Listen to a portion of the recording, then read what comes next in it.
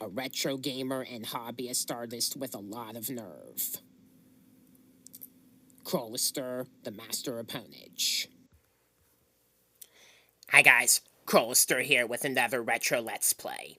In this video, I will be playing the Game Boy Advance game on the NSO expansion pack app, Metroid Zero Mission.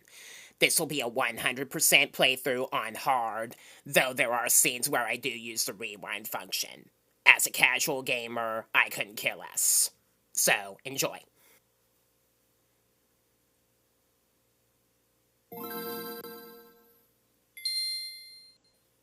As somebody that had the Game Boy Advance, and I actually still do, that's a nice little tune of nostalgia opening the app.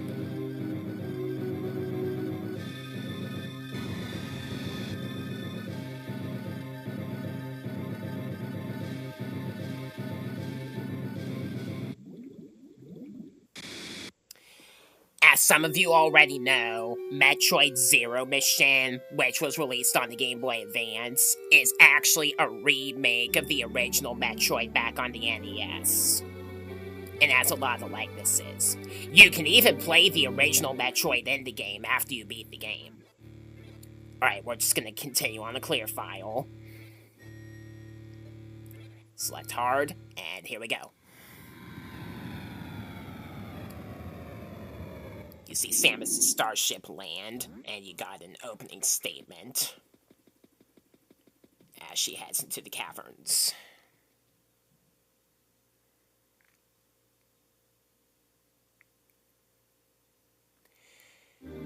Alright, so, let's go.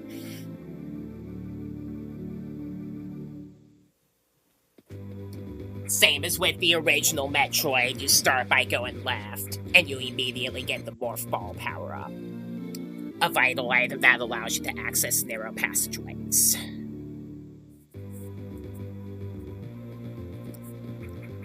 You can play the game on the hard mode after you beat the game on normal once. In hard, you take more damage. The game features the more difficult versions of enemies more often, as well as more enemies in the different rooms. Power-ups have less efficiency, like missile tanks and energy tanks. They give you half as much as they would on easy and normal modes. And some other stuff like those.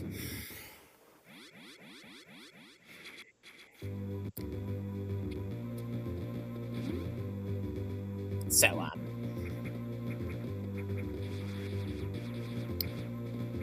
as I warned at the beginning of the video, I will be using the rewind function, more so for helping to get certain hard-to-get power-ups that require shine sparking, and to undo some mistakes I had where I brutally mess up against certain scenes like Torian stuff. If I was playing on normal, I'd only have to use rewinding to help get certain power-ups, and not have to care as much about the bosses and the space pirates. However, I saw a desire to do the game on hard, so yeah.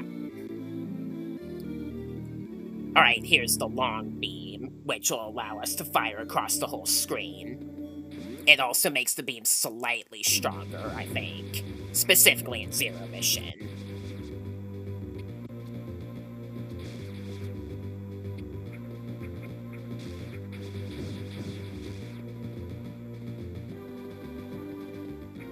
I played the first 3 Metroid games already on my channel, if you haven't seen those videos. I have not yet done Fusion. That game is a lot longer to play through. So, yeah. You have to find the Torian gate before you can progress through here. Then an enemy from the Ridley area appears that you have to shoot off. And then you can progress. The Chozo statues that stand up will show you the location on the map of the next main power-up that you're supposed to go after. Some of them are required, others are not required. And at any point in the game at all, going into Morph Ball form and resting in the hands of a Chozo statue will completely restore your health and missile ammunition. Super useful.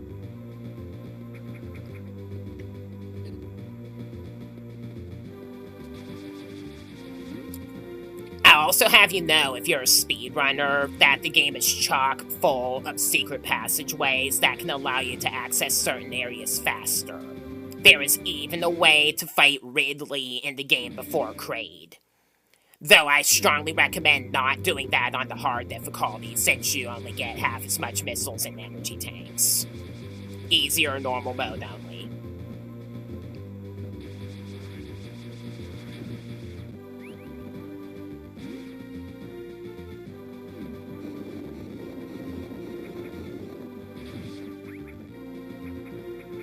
Here's our first set of missiles.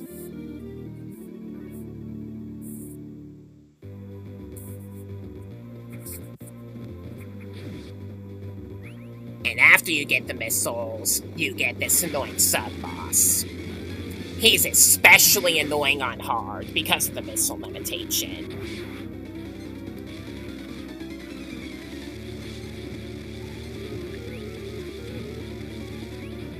Excuse me while I skip over some struggling.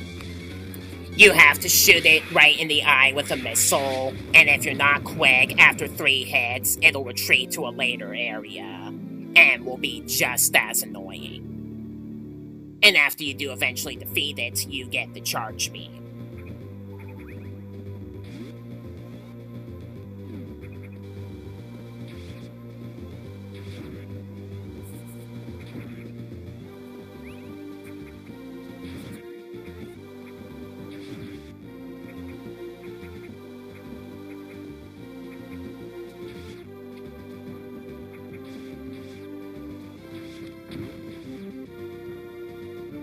You need the missiles specifically in order to progress, though. Just like with Super Metroid, if you hold a charge shot into complete power, you can do what I and others call the pseudo-screw attack, where an enemy that can be defeated with one fully charged shot can be defeated if you jump flip into them with a full charge.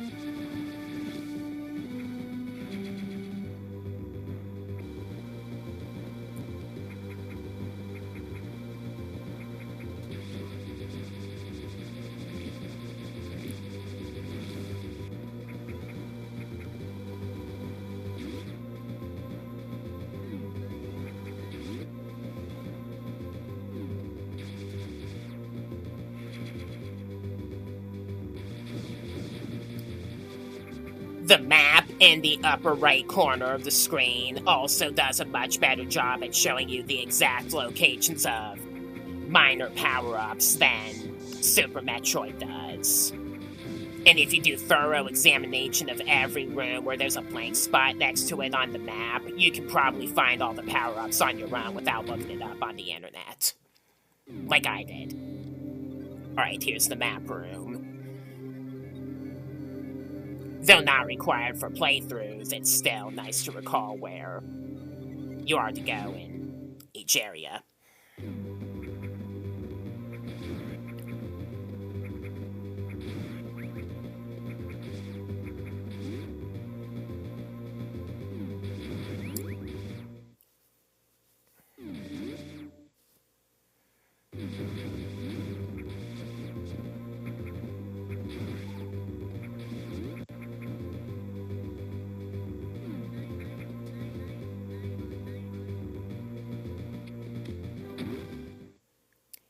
Here's where we get the Morph Ball Bombs, another required item.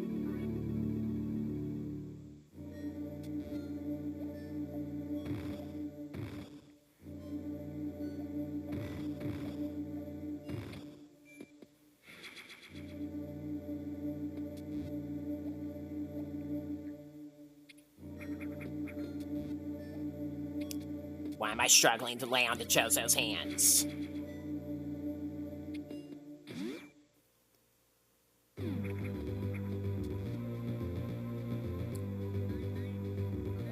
Now we're gonna destroy the bugs that come out of here.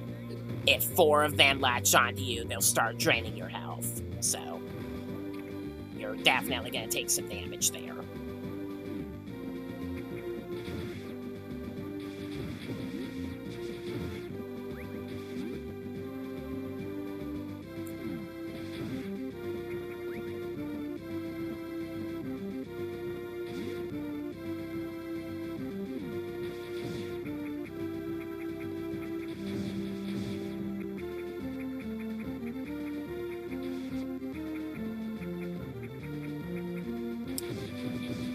Alright, so, here's kind of an important news update. There's no reason to go down here if you've mastered the game.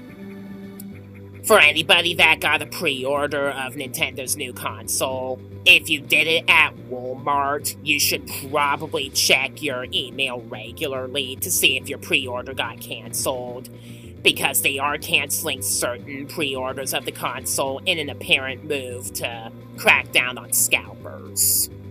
Because as you know, they sold out really quick, the new console did.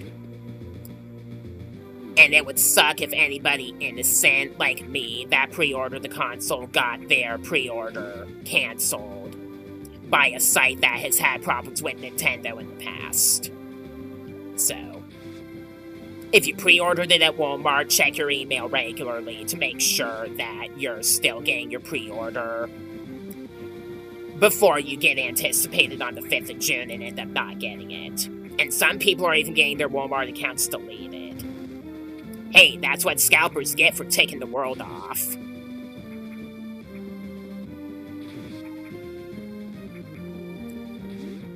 This game has a few cutscenes like this one.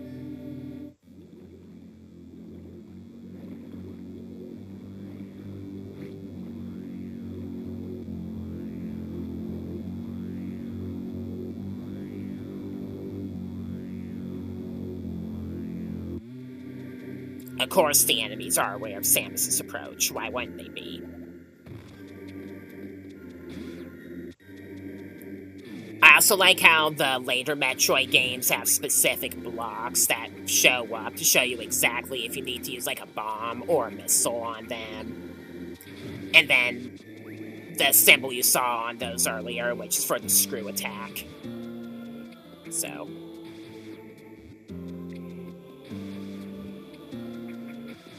I like the music that plays in Norfair in this game a lot better than the Norfair song in Super Smash Bros. Brawl.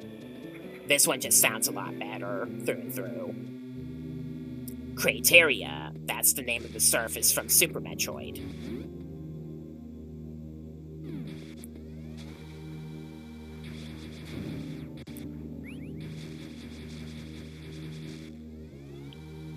Get this fish out of the way.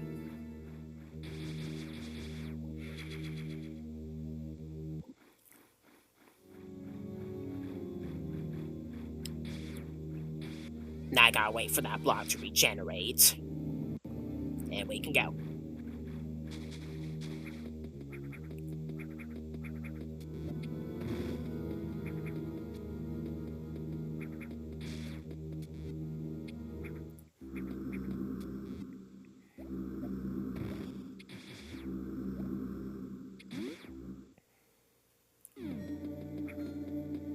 We got a different looking Chozo statue that gives you a redacted item.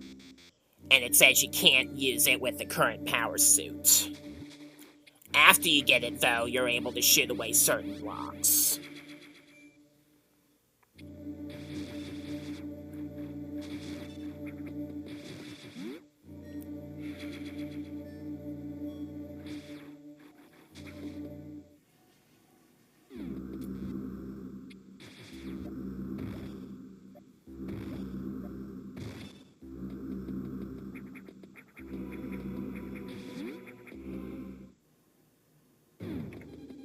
Then there's a pitfall that leads you down here.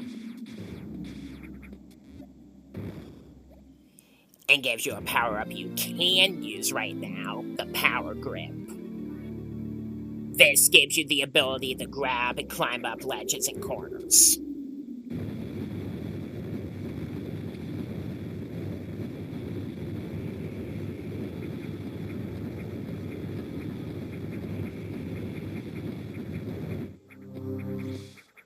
The wall jumping in this game is also not strict like it is in Metroid Fusion.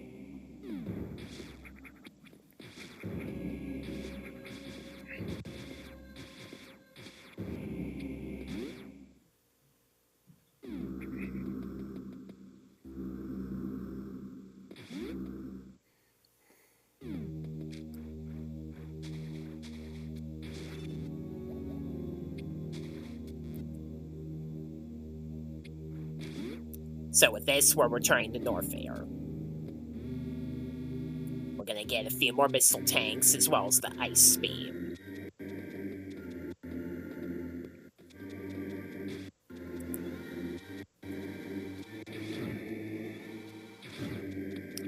For those of you that are new to my channel, I'm only familiar at the moment with classic Metroid.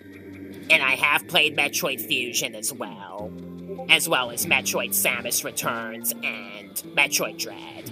I have not played the Metroid Prime series at all, though knowing that we're going to get GameCube on the new console, it's likely that we'll get the Metroid Prime games on it anyway at one point, and I'll probably check them out there and then. Just remember that the GameCube app will require expansion pack membership.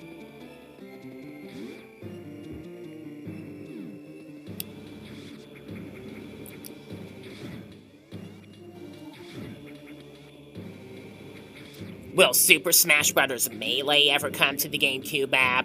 Honestly, I'm not sure. Sakurai reportedly doesn't like to port the older Smash games on the later consoles, which is why we haven't seen the original Smash come to the Nintendo 64 app yet.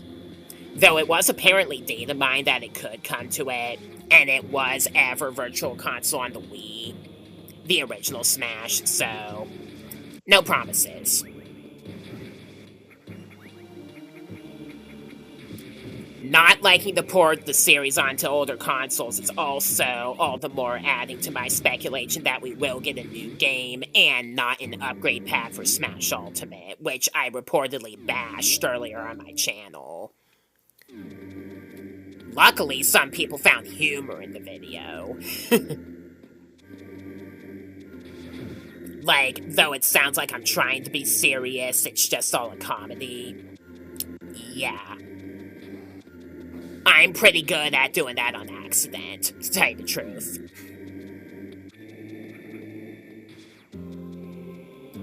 So. Yeah.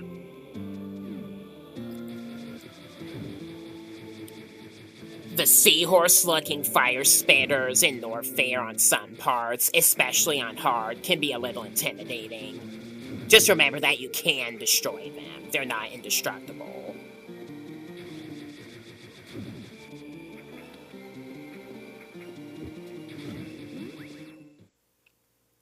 So here's where we get the ice beam.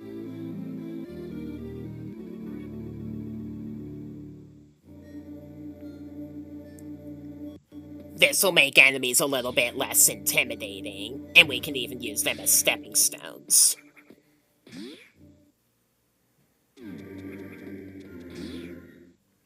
That's just the save room.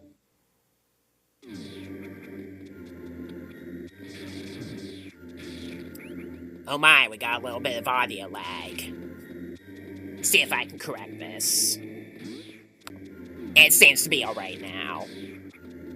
I have a laptop that has a bit of issues, and it's not capable of processing videos with OBS Studio on my capture card well, so that's why the quality of the video is kind of laggy. There's an unavoidable hint, Chozo, that shows you that you have to go all the way back through Brinstar and then into Kraid's lair for your next main item, which should be the speed booster.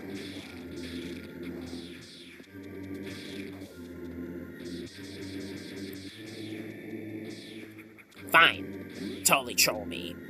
Didn't matter anyway.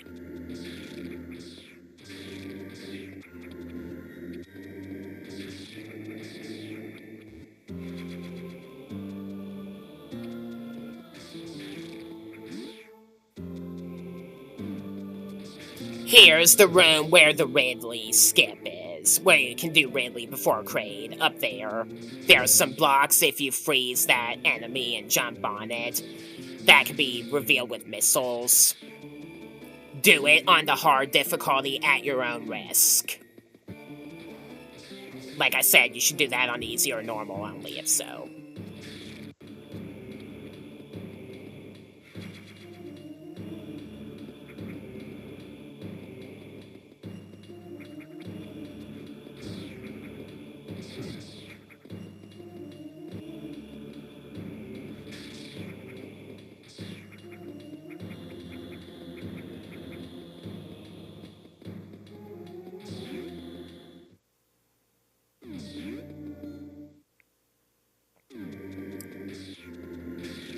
Until we get the screw attack, we'll have to go on these enemies with the ice beam to come back up to Brinstar.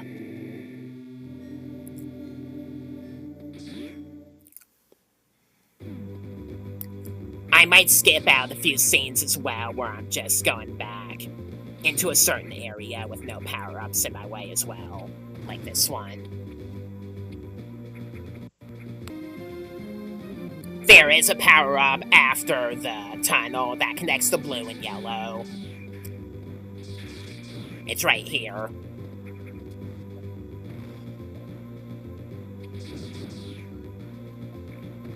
Get these bugs off of me. Ow. Shrapnel. I only get 1 health recovery orb. Thanks a lot, idiots. Get this missile tank here.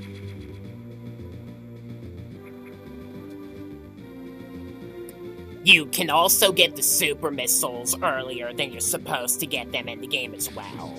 Though that requires you to have the high jump and the speed booster, because you get it by shine sparking.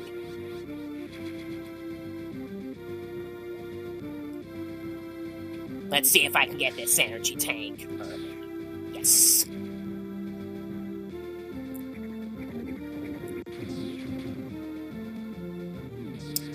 Alright, so just like with the original Metroid, we go down here to access Crane's area.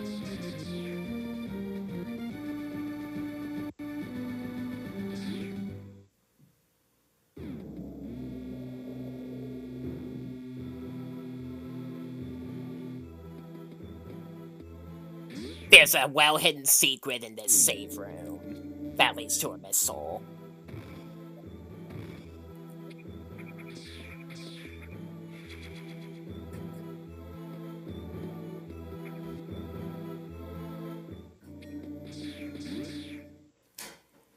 Do you remember how in the original Metroid, the room this leads to has no elements at all? Which I like to call the pointless room. Well, you do have to go through this room in Metroid Zero Mission.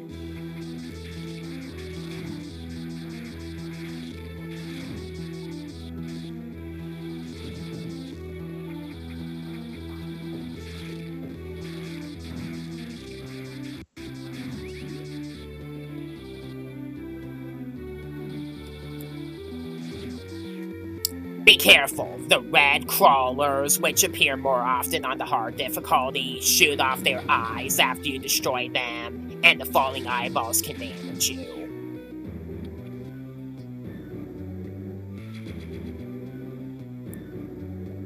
I'll just wall jump to get back up here faster.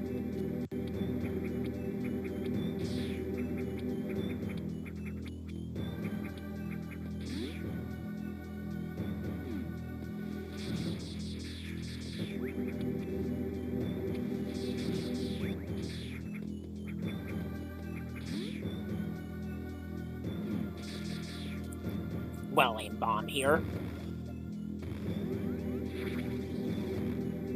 Just go this way.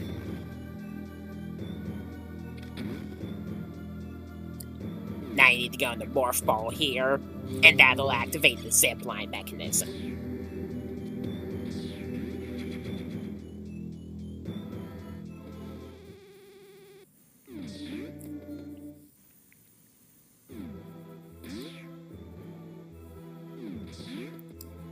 Then going down here, you have to fight a really annoying sub-boss.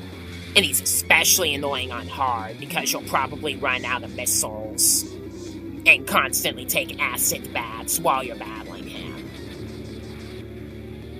On hard, I would advise shooting just a few missiles at once and then shooting beam shots before he goes back in the stance under the acid. Once you start to physically show damage on normal and hard, he'll also rise and drop the acid, making the battle even more tedious.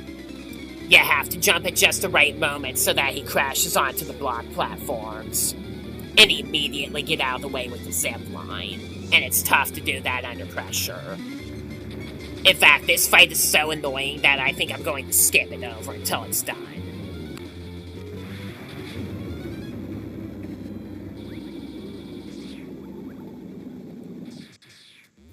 for the convenience of anybody that doesn't want to get bored.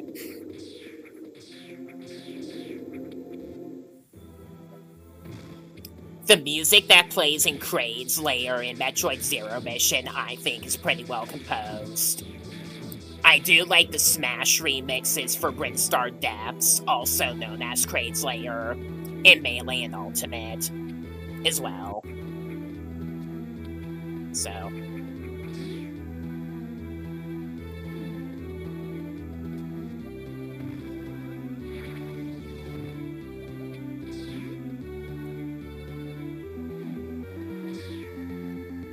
use the zip line to return.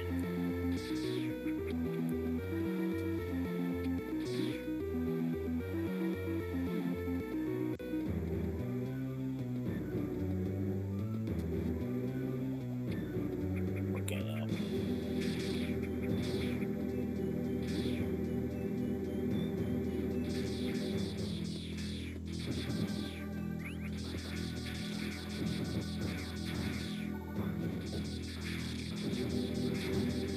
speed our way back through here.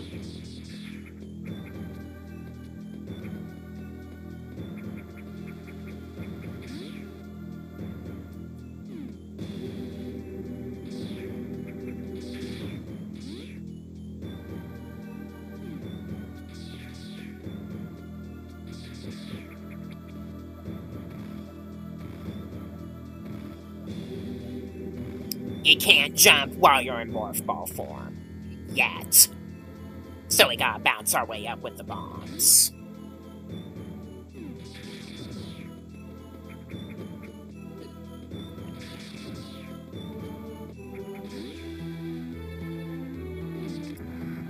Now we gotta shoot these jumping enemies. Missiles will obviously help take them down faster. If you stay up here, though, and just hide behind the regenerating blocks, you can just beam only this one and not take any damage. Easy. And this takes you to a missile tank.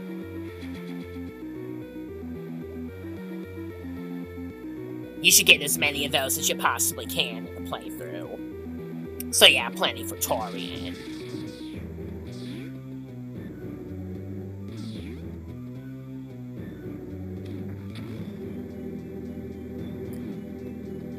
We're gonna get another missile tank while we're here.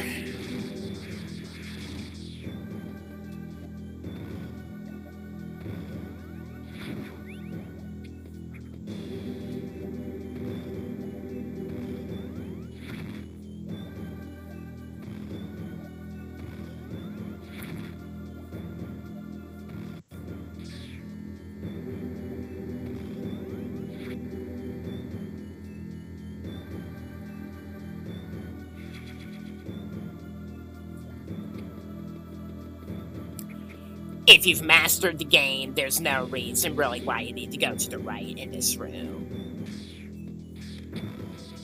I'm just showing you what's here. And that you need to come to it from the other side.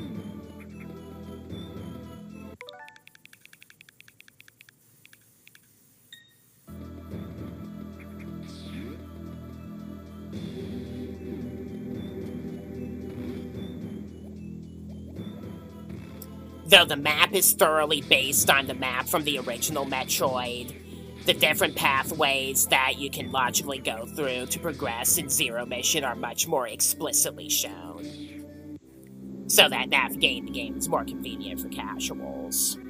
There are more casuals than hardcores nowadays. Back in the 80s, though, games were purposely made to be super difficult. So... I can understand why gamers that have been playing games for about as long as I am, and even longer, might not like Nintendo and other game companies' decisions to make games easier. Though, that's life. You gotta deal with stuff like that every so often. We're gonna use the pseudo-screw attack to take out the flying enemies.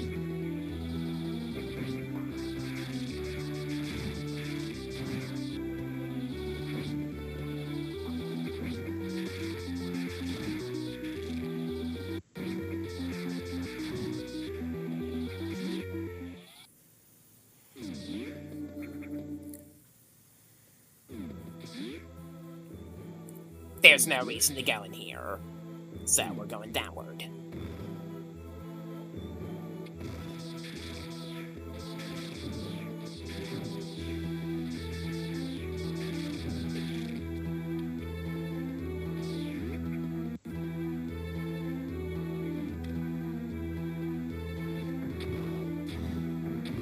Here we go, we're fighting Kraid.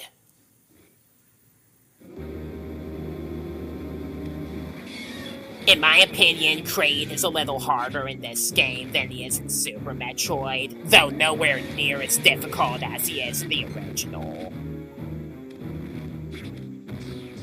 I also think it's hilarious that they brought back Kraid in Metroid Dread after all the years of not making an appearance, and they didn't bring back Ridley in it, knowing that Ridley is a lot more iconic. His hand can easily block your missiles while you're trying to aim at him out to hurt him, and his fingers thrown off like projectiles can block them as well. Just remember that you can shoot those to try and get health and missile ammunition during the battle.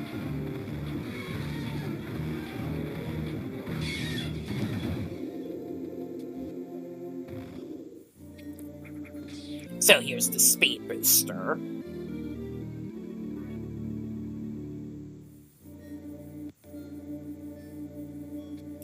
There is no control to press and hold to use the speed booster in this game. You just run on a straightaway for a while, and after about 3 seconds, the speed booster will kick in. Shine Spark also does not deplete your health like it does in Super Metroid, and it's easier to control.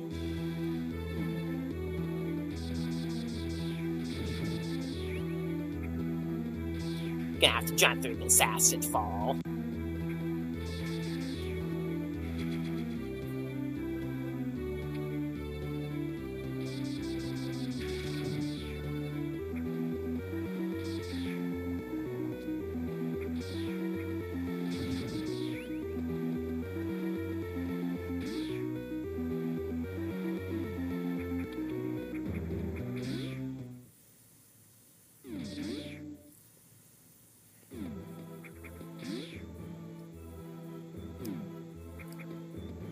You have to use your missiles to shoot these guys away without getting hit off. And if they hit you off, you fall into the previous area we were in with the acid fall, and have to climb your way back up again. Not fun.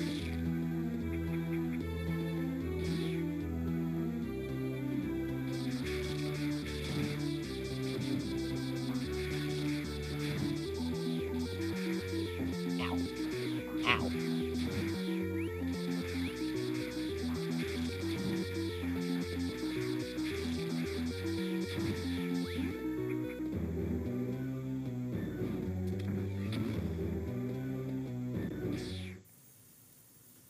Hilarious how I found the map room after I defeated the boss.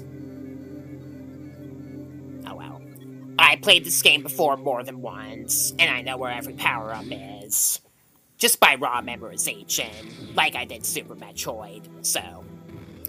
yeah.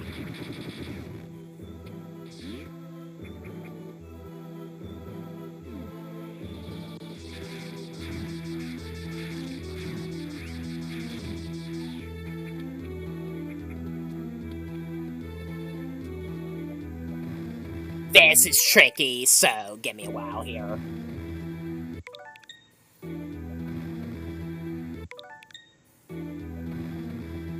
There we go.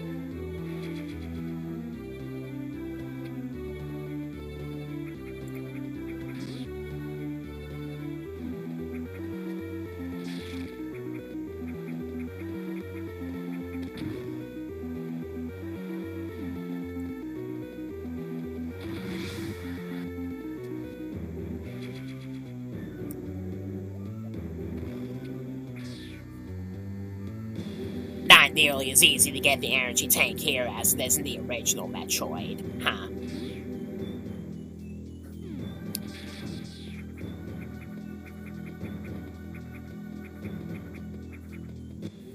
There is one missile tank in Crane's area that requires you to have the fully powered suit after going through Chozodia after the post-game. What you could call the post-game, I guess, begins. And then we have this cutscene where Ridley is approaching planet Zebes.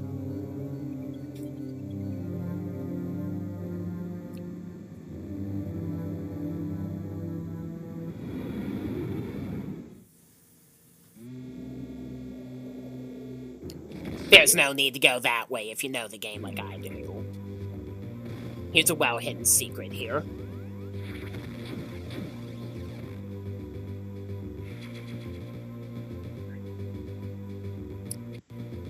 Other than that, I think I can just skip ahead to where we get back into North Fair again.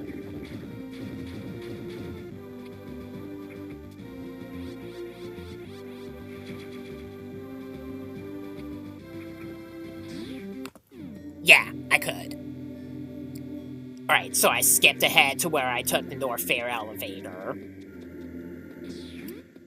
After you beat Kraid and get the speed booster, you're supposed to go for the high jump and jump ball.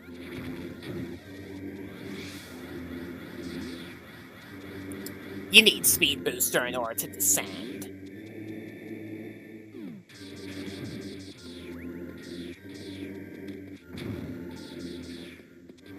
Right, let's go.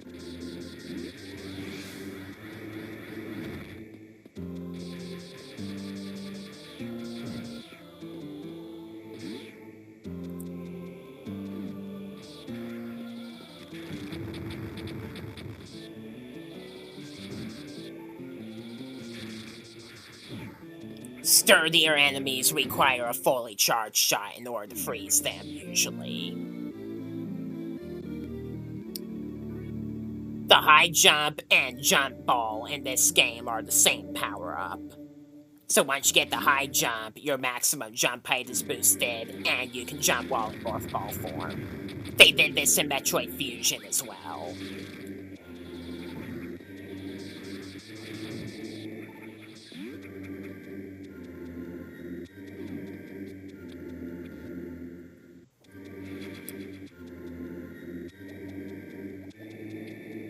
Here's a fast way to get around here so that you can proceed without using the guidance Chozo statue.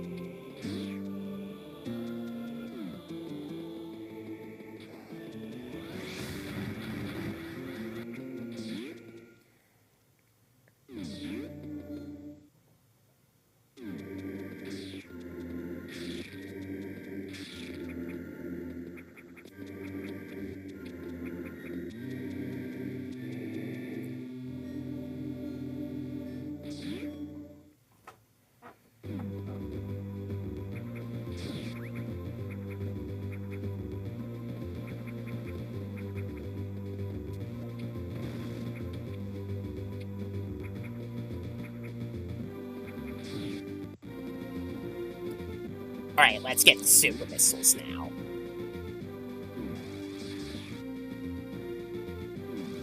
Go into Morphing Ball and Shine Spark here.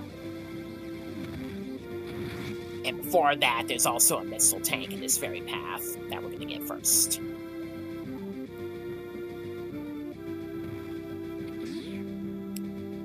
Now we're gonna charge the Shine Spark again.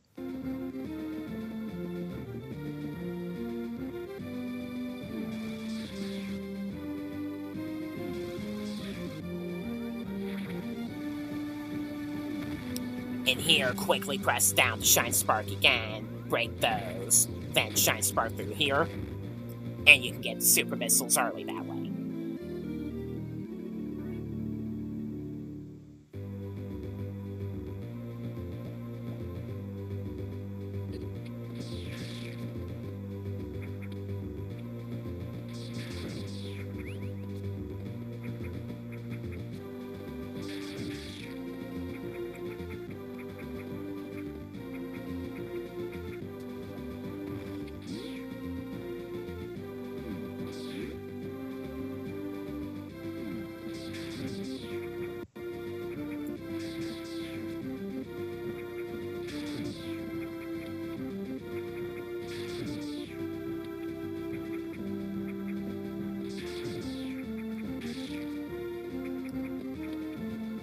You can get this missile tank early as well if you know how to wall jump.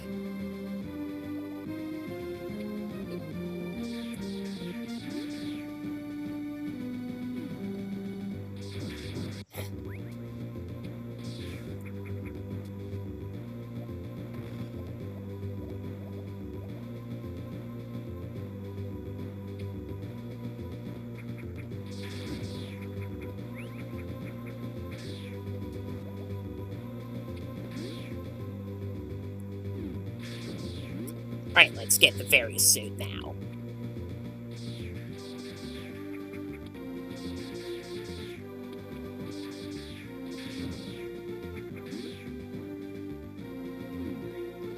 The only way to clear these orbs is if you wait for 4 bugs to latch onto them and sap them away. Essentially, you have to wait. Then we can go.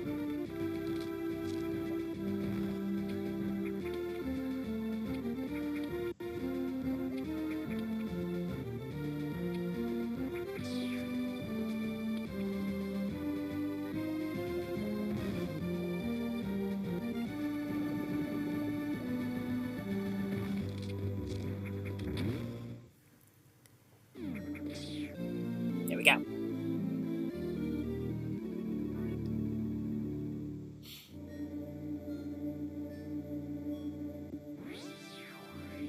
No rounded shoulder parts, just the classic NES Samus with orange arms and legs. The iconic various suit design from the games after the original is for the fully powered suit at the end of the game. It's a nice little homage for being a remake. And in addition to reducing the damage you take and being able to withstand extreme heat rooms, it also protects you against acid. Yet you're never protected from acid in Super Metroid.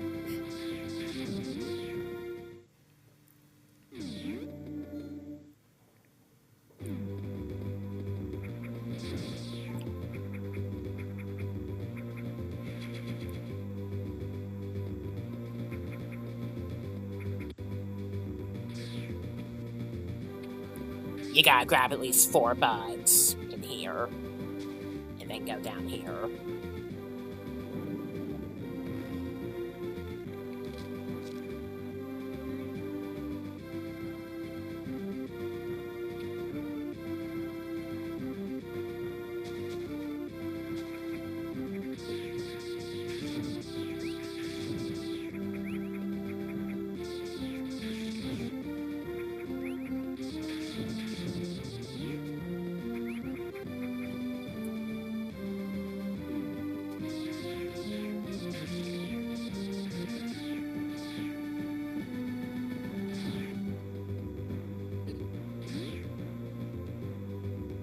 And then we're just going right through here again. And I'm pretty sure I have all the power-ups going through here already, so I'll probably just skip ahead.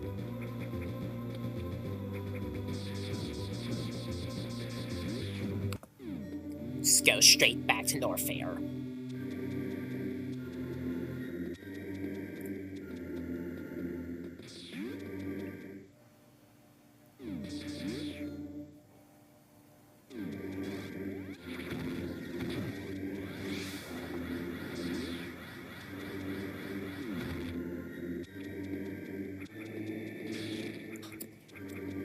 Before I go to where I really need to go, let's go to a place I couldn't go until now. Without the various suits in extreme heat rooms, which are shown as orange on the map and have this radiating background effect, you would take damage consistently. So stay out of them until you get the various suit. And you just get a single missile tank in here.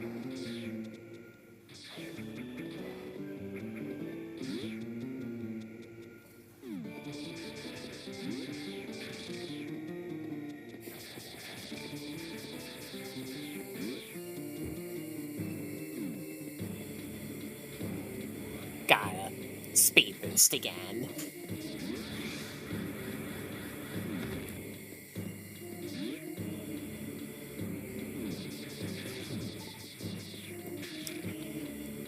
now that I have a super missile on me, let's see what we got in here.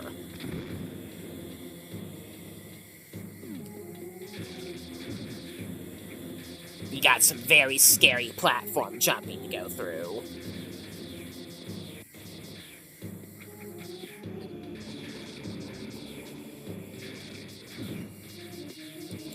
Just keep in mind that the various suit does not protect you from lava. There's a difference between acid and lava, as you can tell by looking at it in the game.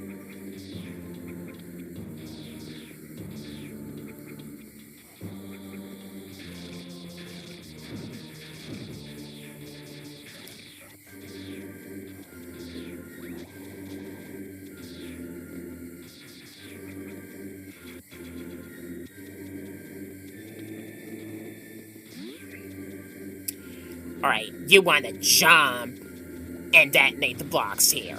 If you detonate on the ground, the platform you're on will be taken, and there are pitfalls leading to lava and more fire spitters. Not good. And you can shine spark to get back easily.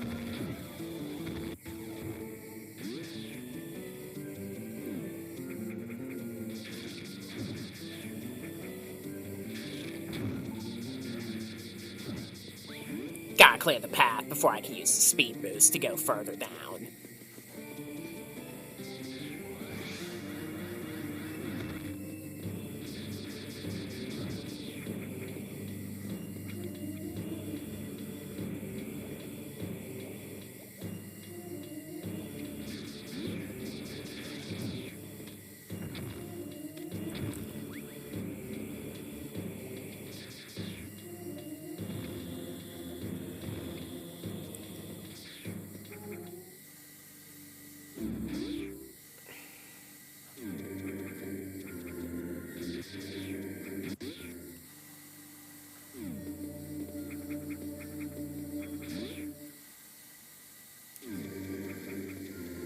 Just showing you what was in rooms I missed earlier.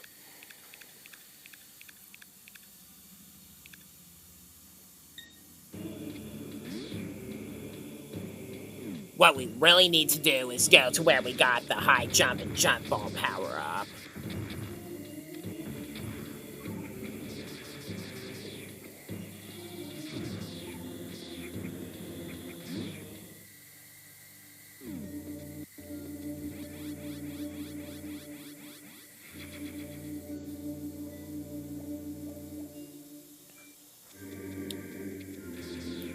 You couldn't go there before because it's an extreme heat room.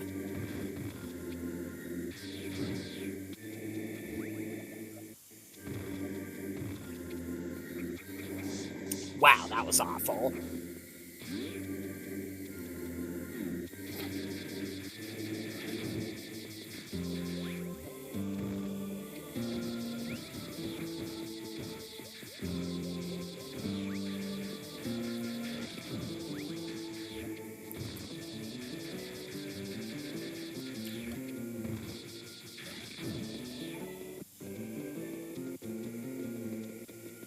That regenerating block makes it kind of tough to get a speed boost going.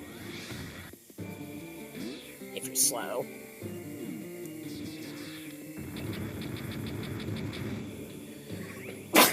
Handle that one well.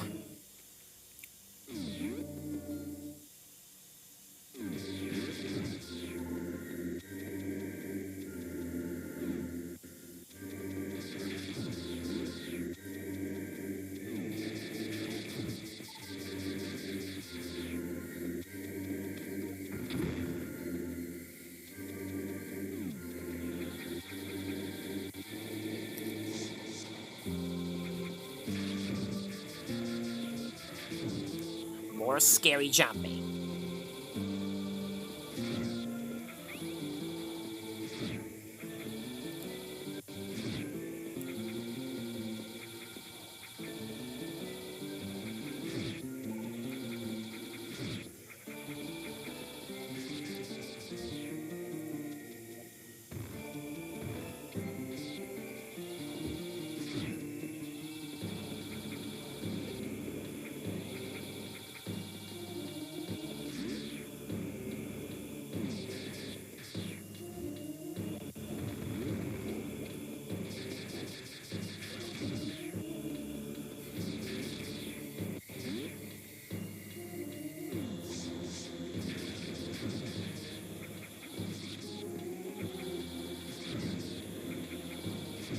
Alright, this one is annoying without the space jump, so bear with me here while I try to get across this.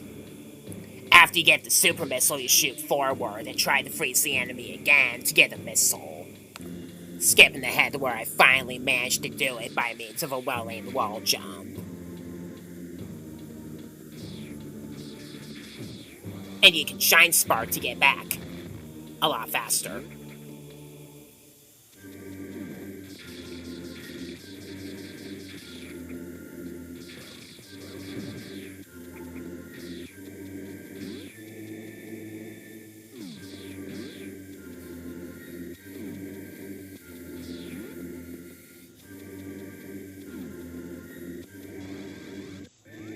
And here as well.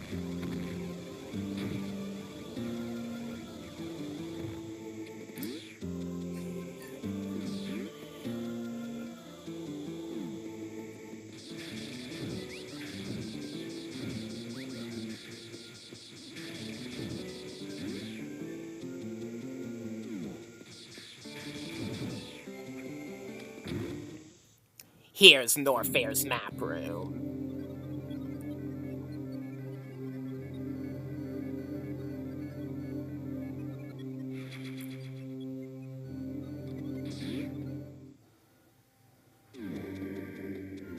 Clever deception.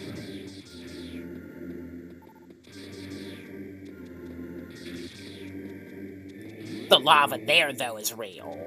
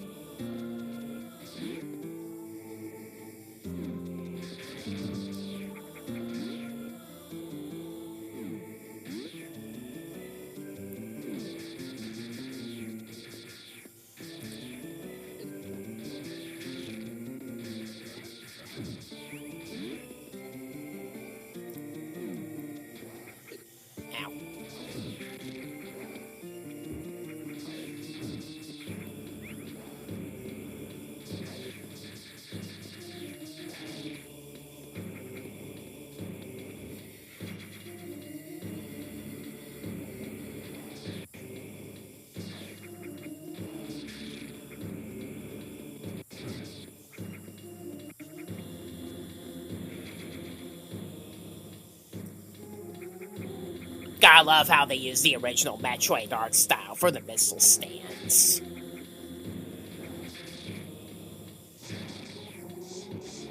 Not good.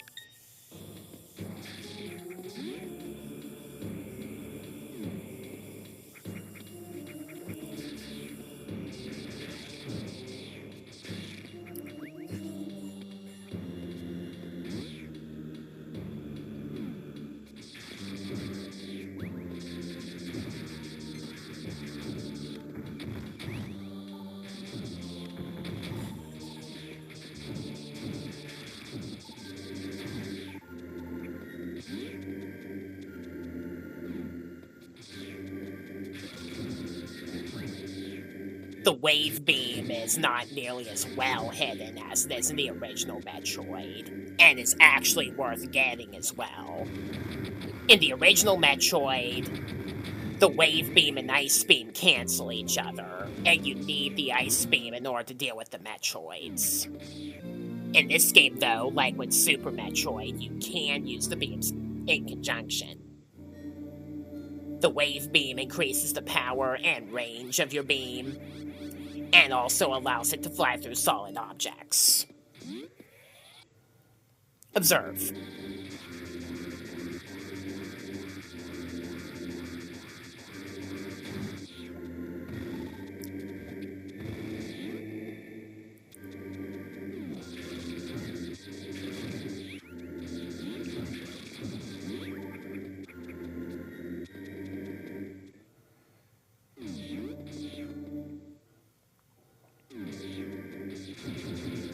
You need the speed boost here. And then we use the wave beam to deal with this giant caterpillar enemy.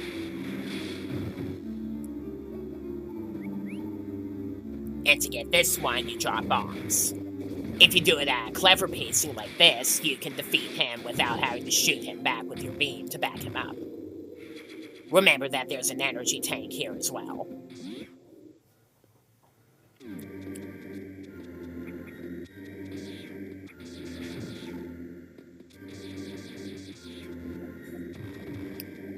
We can use the speed booster again.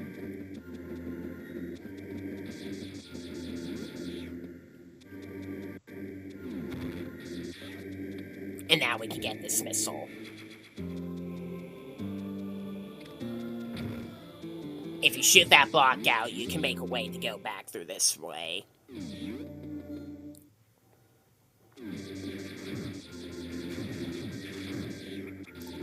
The red tentacles that you see require missiles. This would be true even with your fully upgraded beam.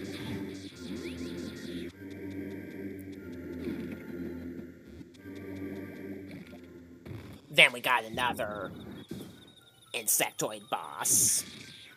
The music that plays during this battle sounds somewhat like the Spore Maker's theme from Super Metroid.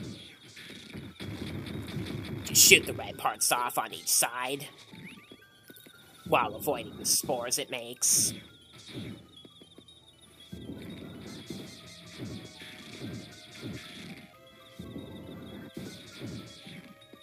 I need you to move a little bit more.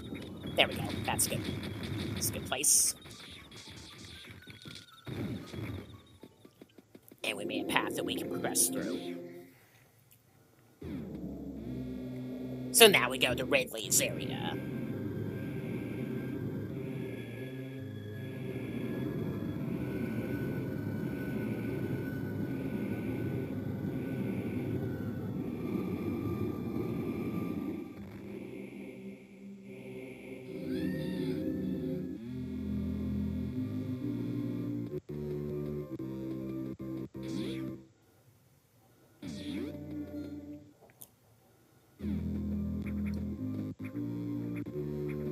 You're supposed to go up here to see that the insect larva has become a pupa and I should have said pupa from the start anyway, has gone down lower and made a new tunnel that you can access. And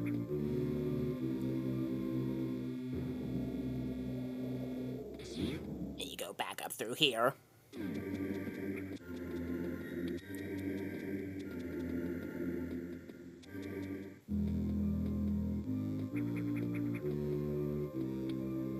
And we got another sub-boss. The pupa you saw after you disturb its eggs is now a full-grown wasp-like enemy, and you run after it from behind and shoot its stinger with missiles.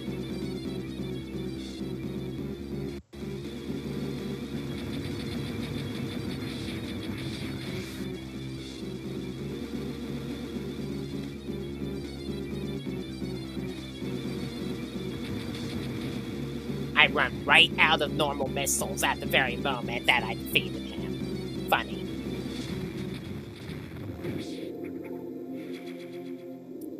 Ordinarily, that would be where a player would expect to first get the super missile. As I explained earlier, though, you can get them earlier.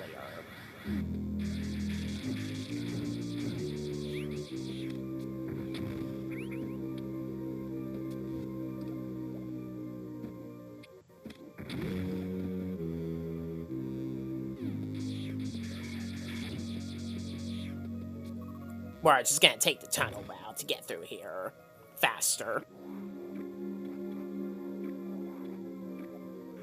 Not to mention safer.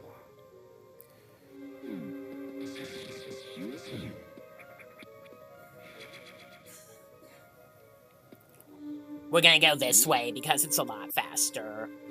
Just keep in mind that it's an extreme heat room. So if you're trying to beat the game by defeating Ridley before Kraid, this will punish you.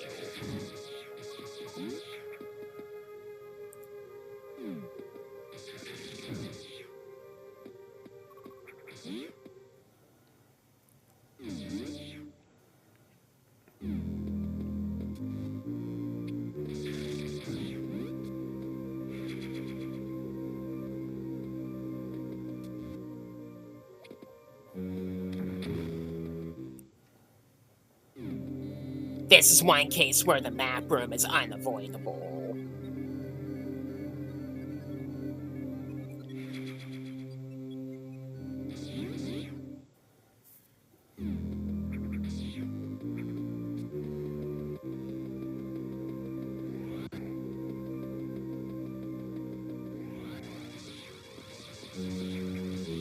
There are some very tricky Shine Spark puzzles to get all the power-ups in the Ridley area.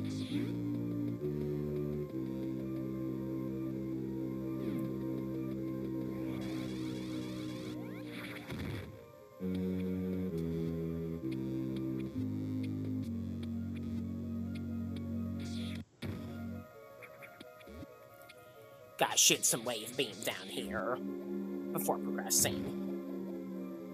And be quick as you shoot missiles up through these pitfalls.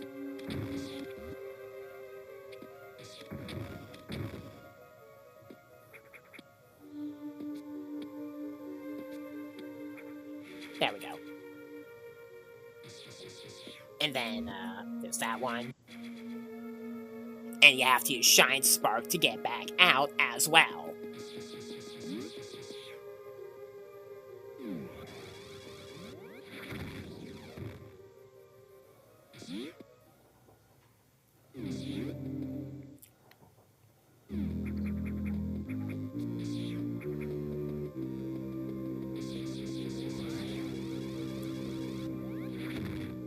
Fail. Let's correct that mistake, shall we?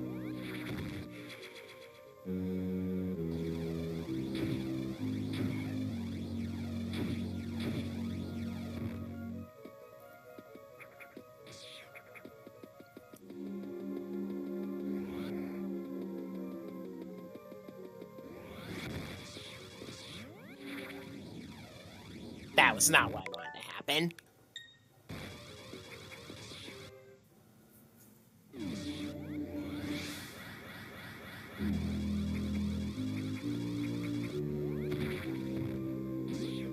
There are some very, very tricky missiles in here.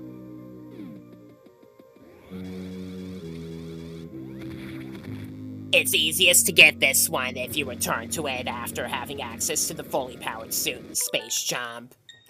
Otherwise, you have to be very precise with your wall jumping.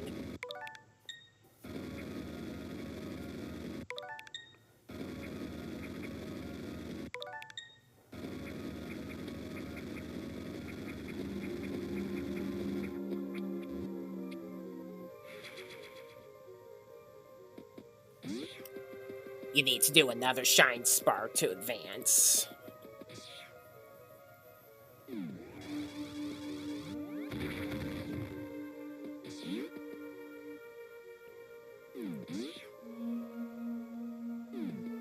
And you have another tricky puzzle here as well. One of the blocks needs to be shot with a missile, and you need a very well-aimed jump with the Shine Spark to get through the blocks and get the missile on the other side.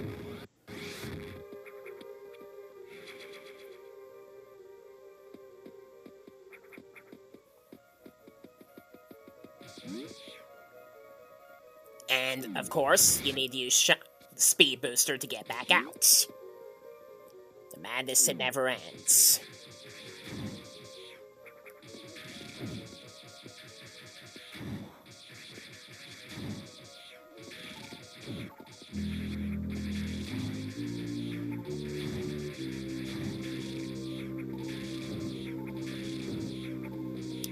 Alright, we're gonna go down here for a missile.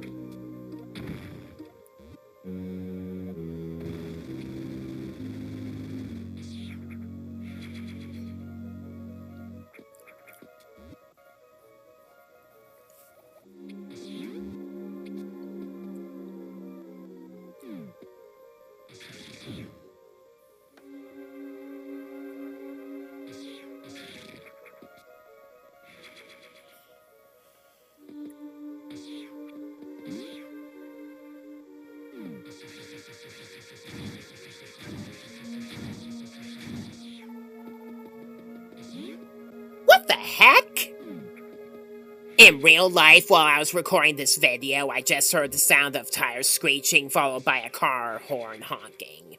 Was there an accident out there?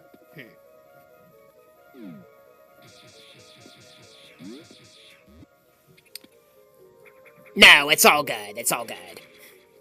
That'd be embarrassing to have during a YouTube video recording.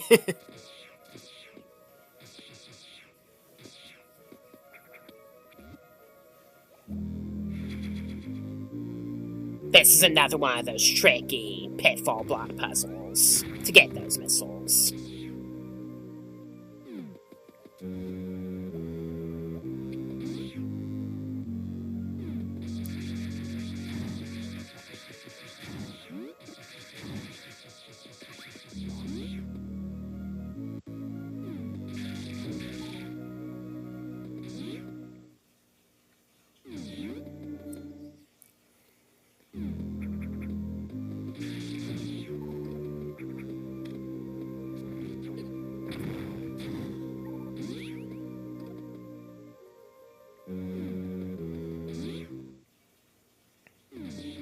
Here's the third and final of the redacted items.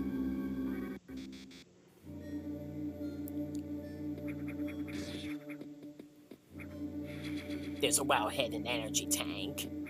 That's not so well-hidden, I guess, because of that block being there.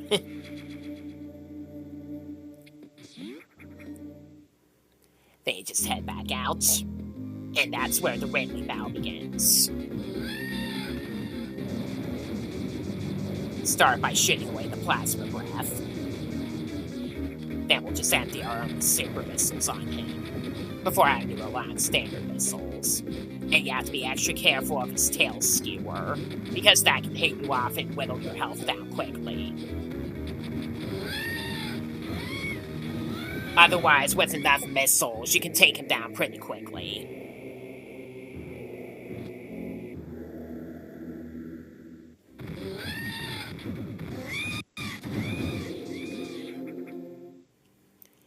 I just love how Kraid and Ridley have to give you a big recovery bonus, even though there's a Chozo statue literally right next to them, making them unnecessary.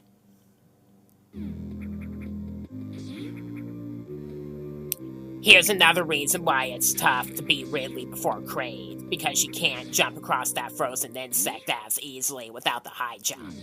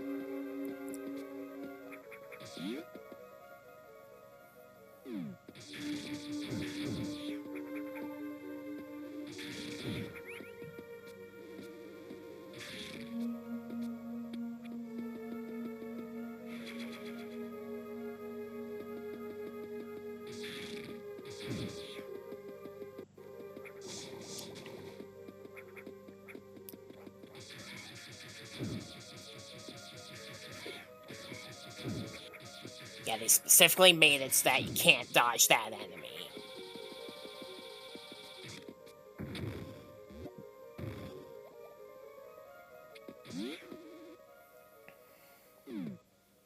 Yes, indeed, we are set to go.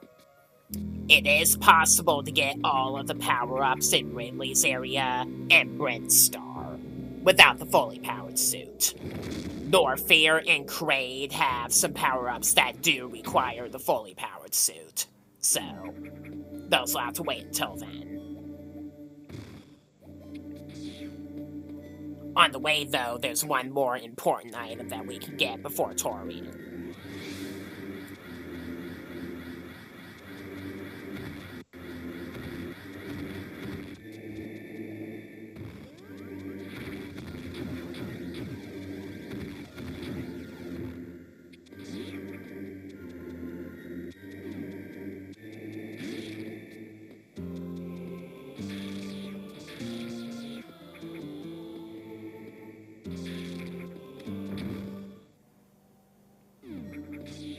The iconic screw attack. We can now destroy enemies by jump flipping into them.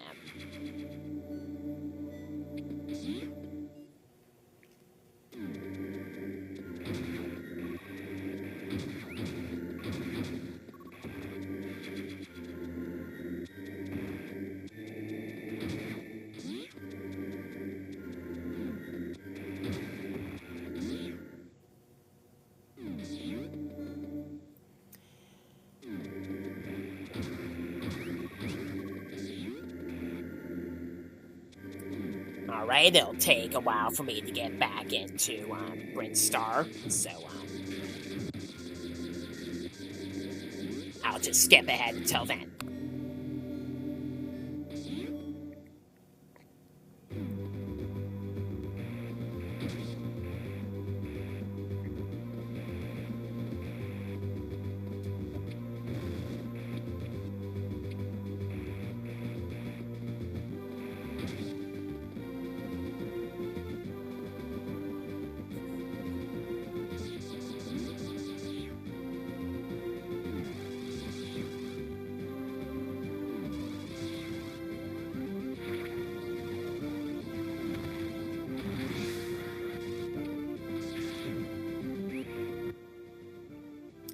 I do have every power-up in Brinstar, as you can see, so yeah.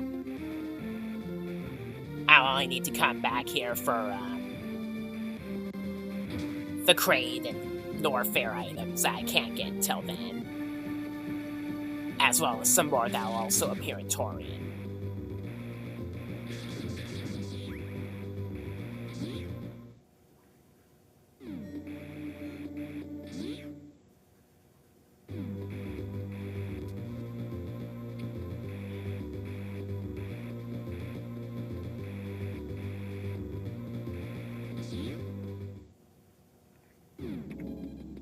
After you beat both the bosses, you can progress.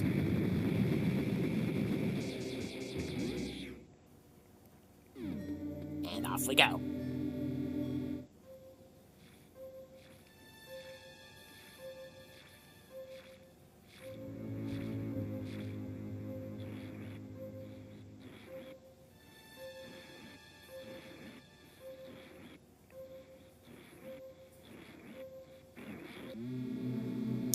Due to the frame rate recording the video, the Metroid's membranes are gonna look a little weird.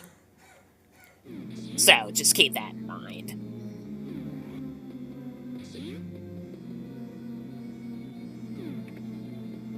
There are also more Metroids on the hard difficulty than there are in easy and normal.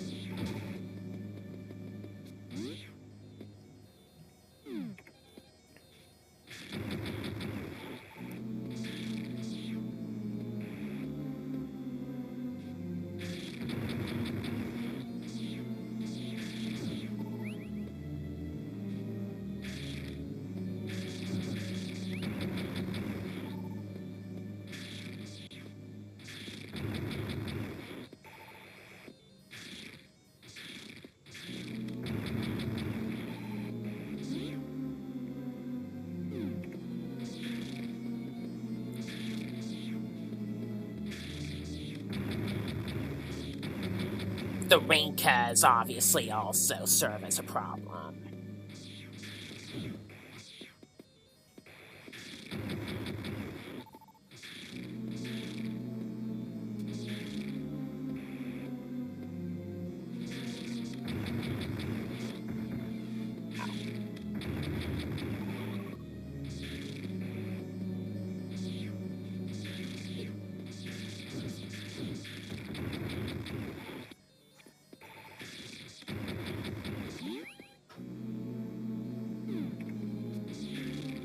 Down here is usually where I have problems on the hard mode.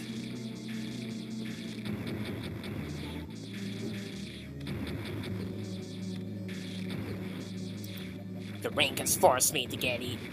Ah. I can't shake it off. La. Ah.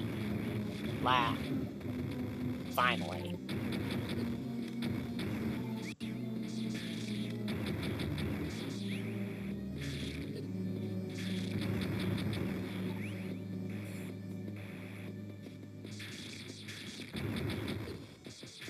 The Rinkas are what are giving me problems partly here.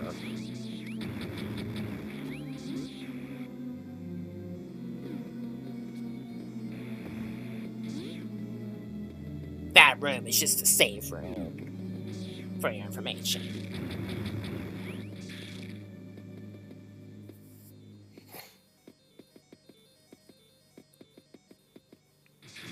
Wow, why did I descend early?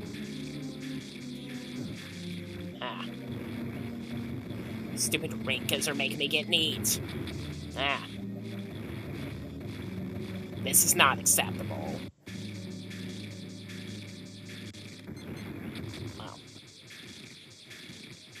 No. Yeah, that's not gonna freaking happen.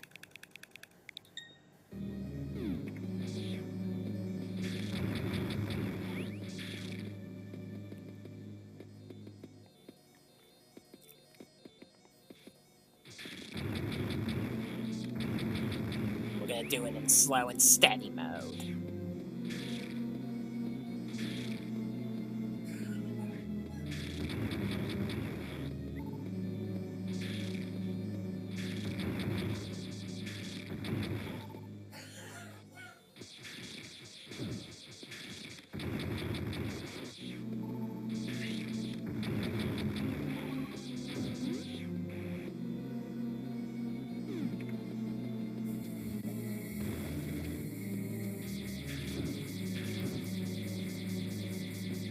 Bunch more here.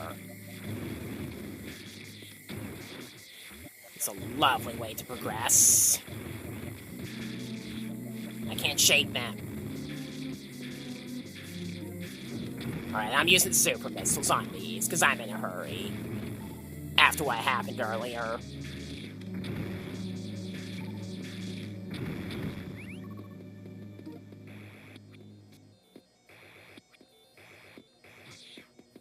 There's still more.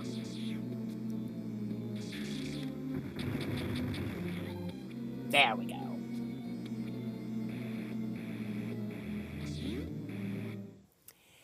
Now, it's very important that you do grinding to refill all your ammunition. So use screw attack on the green Rinkas here until you're all full, and then we can go. The green Rinkas will always give you a refill. You have to be quick to shoot through the barriers, like 7 missiles, if you're fast enough. You just have to mind the Rinkas and the cannons. And I have some problems here. Rinkas and the cannons kept hitting me into the lava here, so I had to skip over a scene. And then I had to do it again because they kept making me miss. That'll have to do.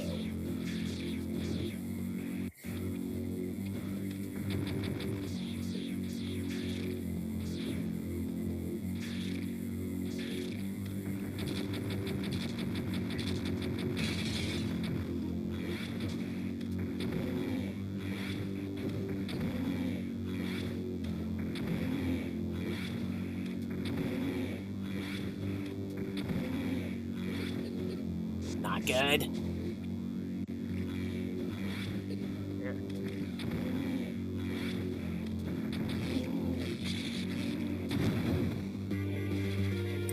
On hard, you have exactly 1 minute to escape.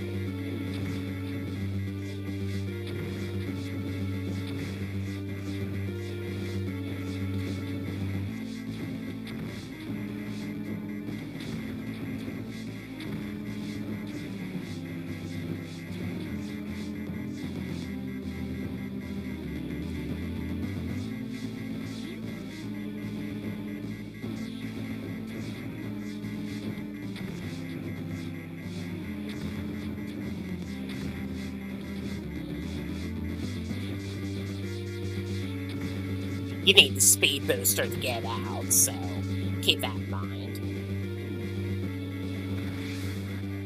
Let's jump in the starship. And we see this intermission.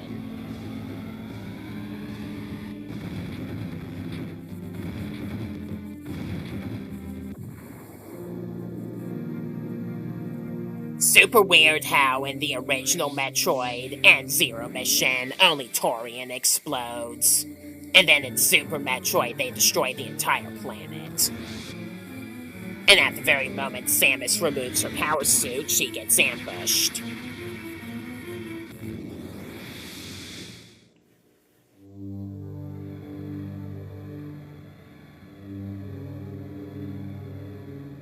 And was unable to escape.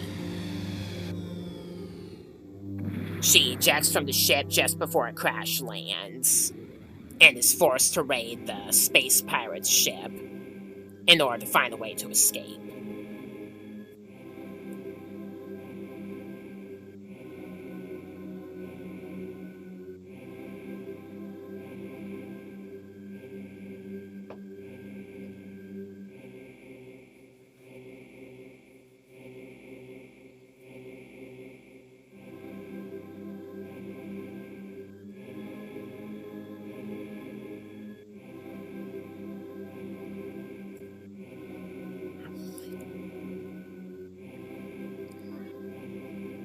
Your only piece of equipment is a pistol that charges on its own, and it merely stuns enemies, and only if it's fully charged. You still have the power grip and ability to wall jump, and you crawl underneath narrow passageways.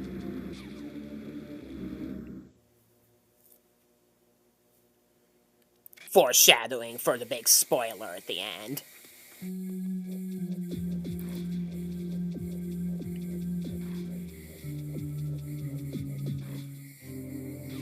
Get the map data while we're here.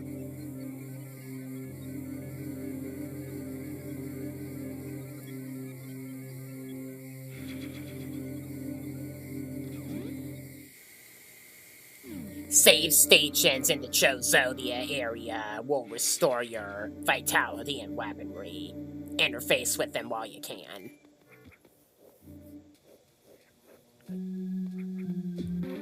And here's the fun part, trying to get to the fully powered suit while avoiding the space pirates.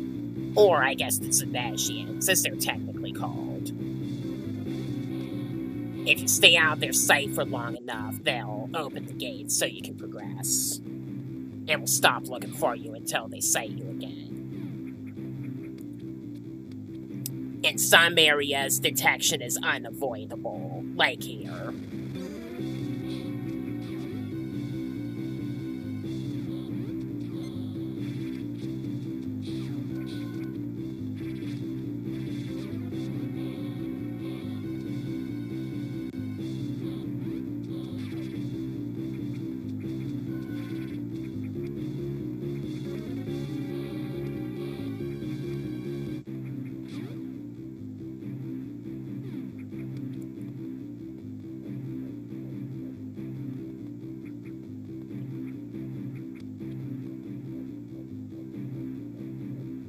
Once you're out of detection, the music will calm down, and the screen will stop blinking red. The music is, of course, based on the Criteria theme from Super Metroid.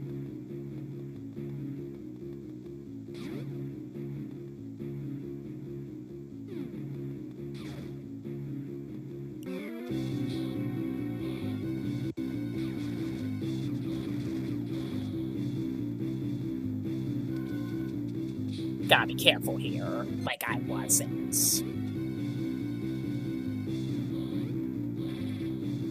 Just gotta wait for the alarms to fade off.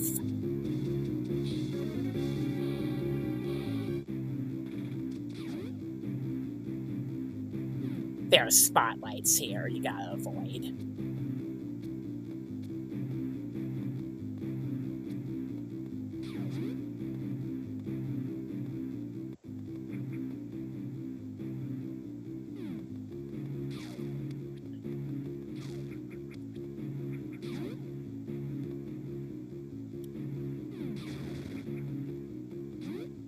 Here's a recharge station.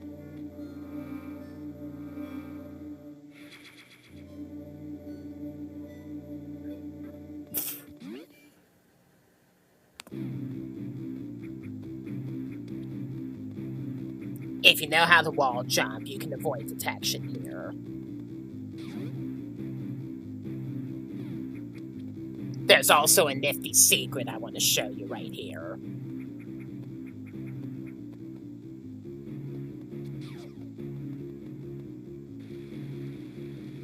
So you can get through there safer and quicker.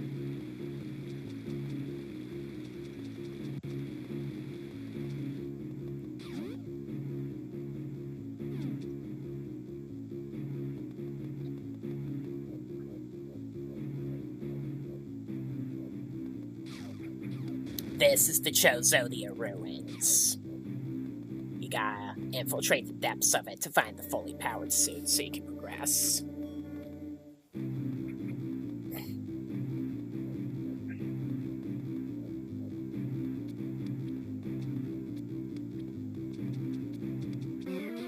That's not where I'm supposed to go at all.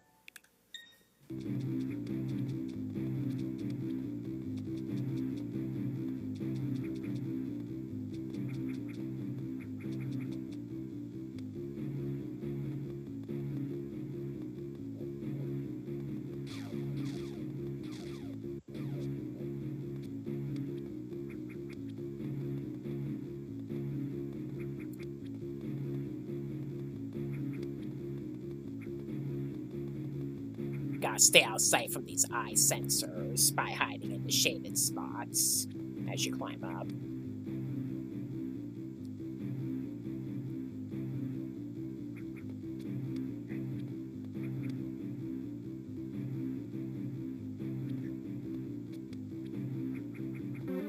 What do you know? I jumped the wrong way.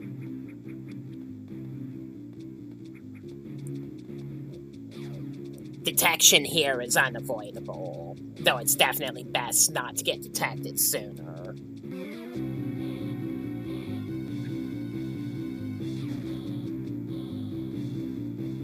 You can just hide in this shaded block right here. This doesn't always work in some areas. It does here, though.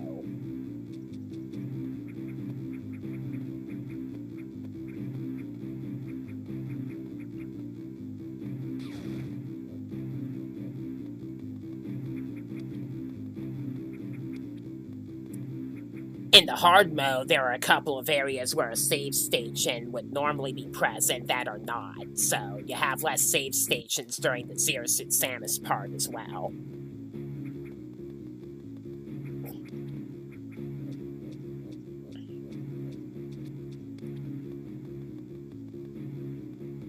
Another one of these.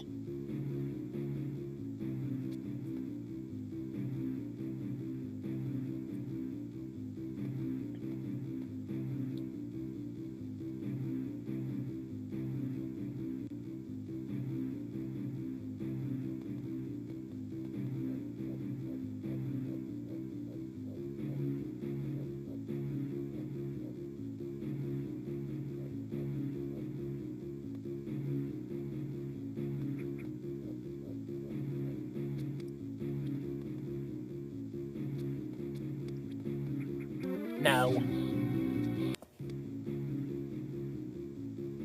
Alright, let's try this again.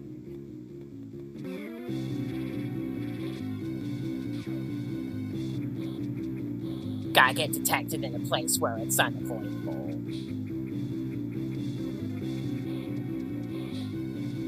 If you're quick, you can opt out of detection with a well-aimed shot here, just before you start going across all the way.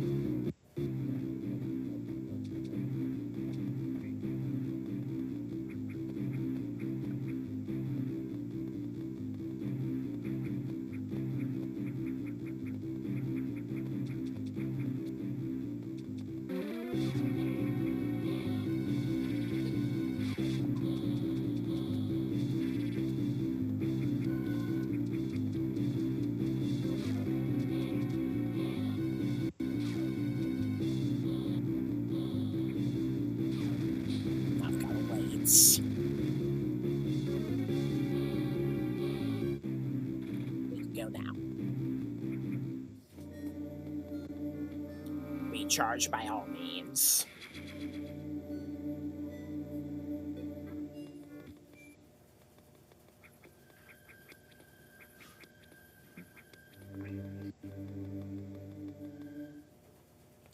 get this intermission where Samus is reminded from her past, where I guess it shows a elder that was raising her after her parents were murdered. Explains about this site here.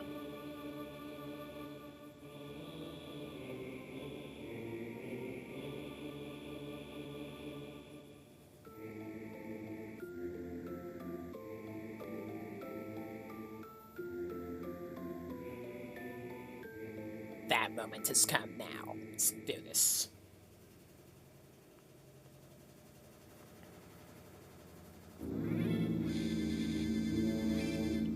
Samus is reflected in the orb, and you have to shoot it at the moment that shows the relic symbol. With each phase, it'll move more aggressively. Touching it or shooting it early will damage you. And it's important to keep moving from side to side during the whole battle. If you stay still while the ghost is moving, it'll strike you with lightning. So there's a lot of movement you have to do, including jumping. And in the fourth phase, it'll strike lightning down the middle and spread anyway. Otherwise, if you manage to shoot all 4 relics, your reward will fast approach. This is the iconic power suit Samus is known for nowadays, and the 3 redacted items will become usable. The plasma beam, the gravity suits, and the space jump.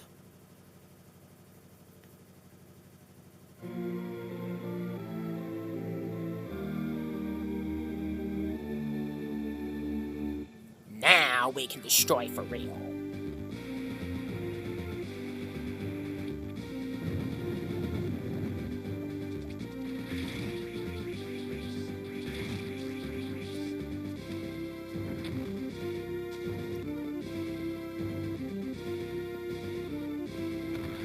Here's another shine-sparking puzzle, and at that, a very hard one.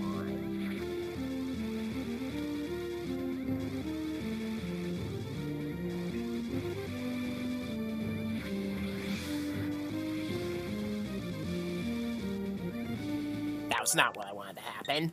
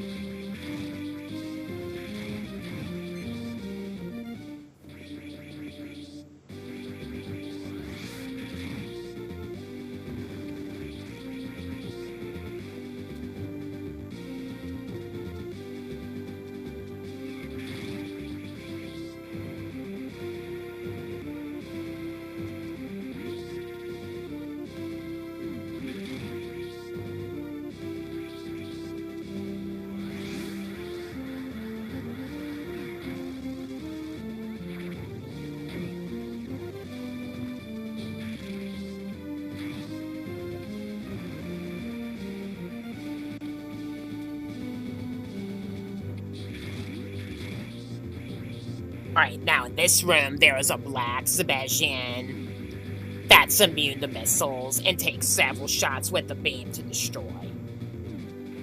If you set the alarm off and enter a room where one is, they're not going to leave you alone. Otherwise, if you carefully approach them while the alarm is not sounded, you can spam firing to take them out quickly. And if the alarm is sounding, the save station will be ineffective, so you have to leave it and come back after the detection is called off.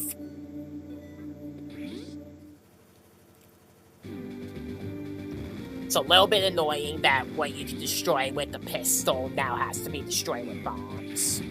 That's about the only downside.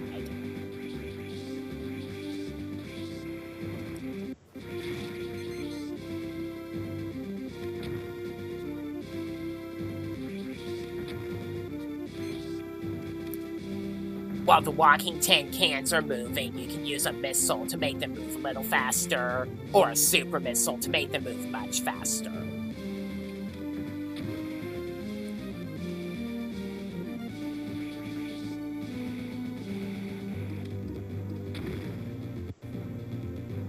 Be careful how you drop a bomb to get this one.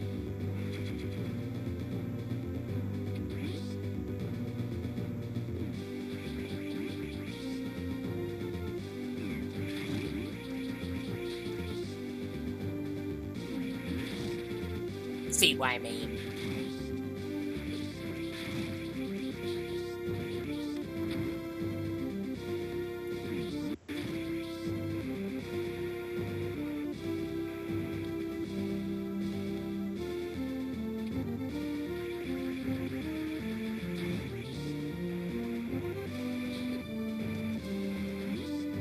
And you can't avoid that one.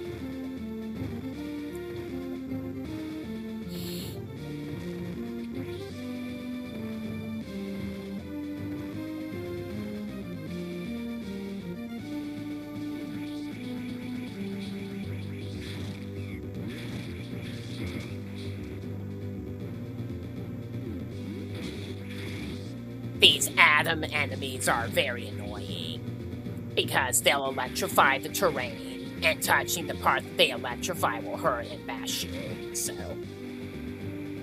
just give them a well-aimed screw attack to get out of their way.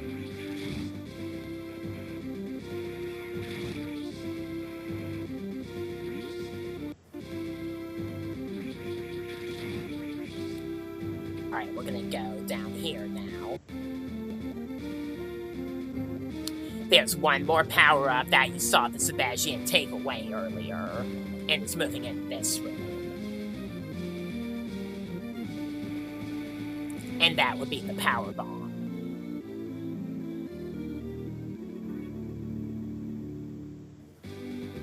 Of course, because of the cheat capacity limitation. On hard, you'll have to recharge in return.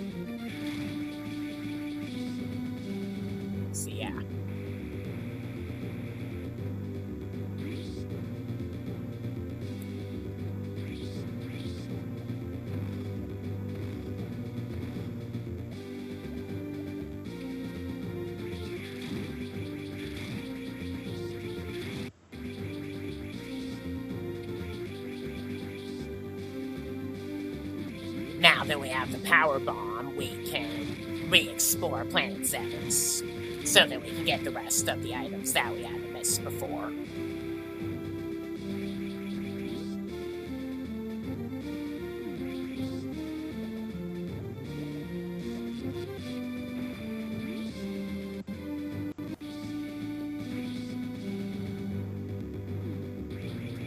Alright, my computer lagged horribly at one part, so, yeah. My computer lagged horribly at that part, though. Wow.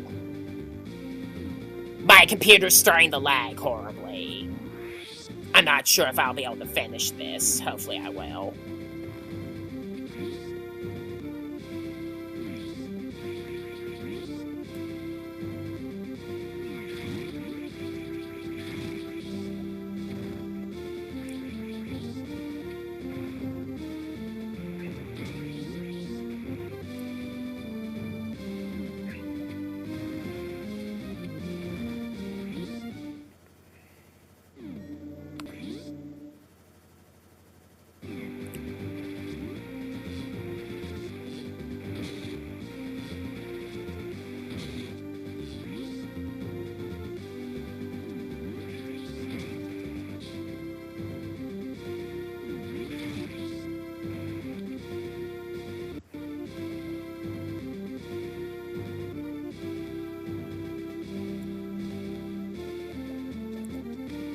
It's just like accessing Meridian Super Metroid. Drop a power bomb in the glass-only segment, and it shatters.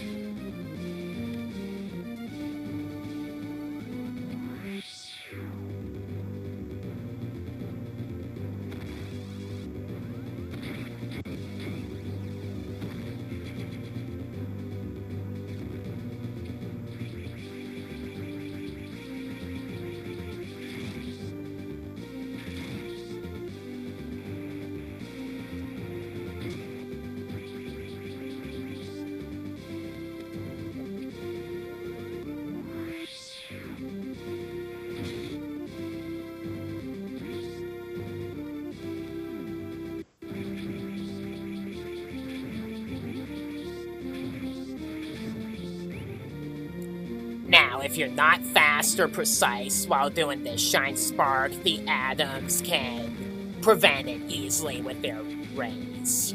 Luckily, that didn't happen in my first attempt at this, in this recording.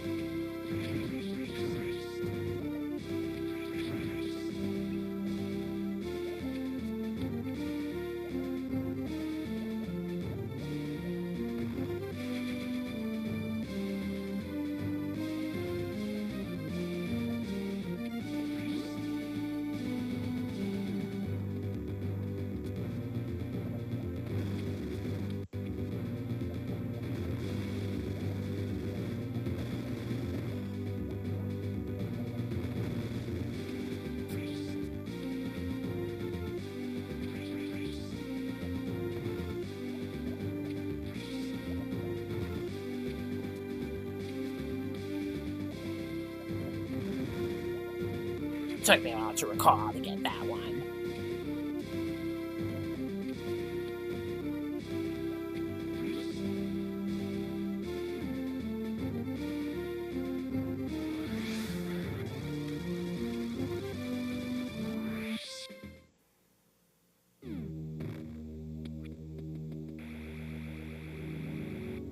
First, I'm gonna go this way.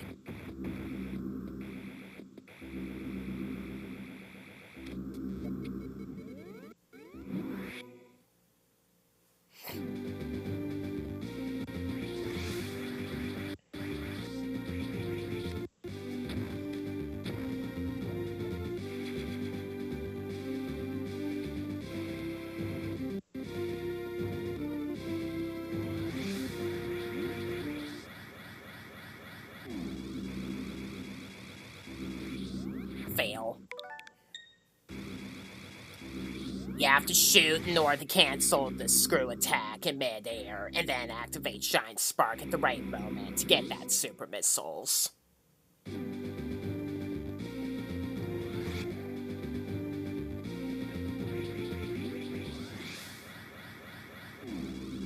Here's a much less difficult one.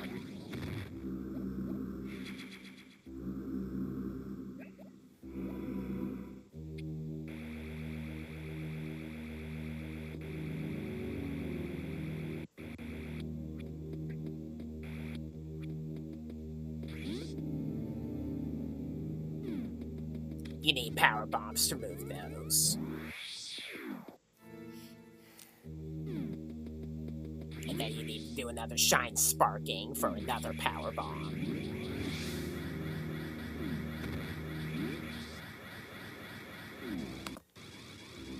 It's very, very difficult to get this one.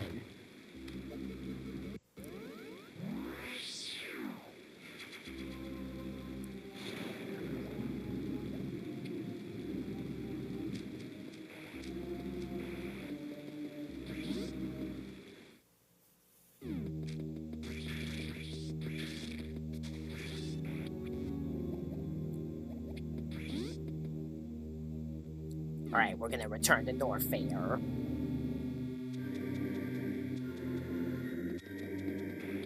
I'll skip ahead to where I'm in the room I need to go.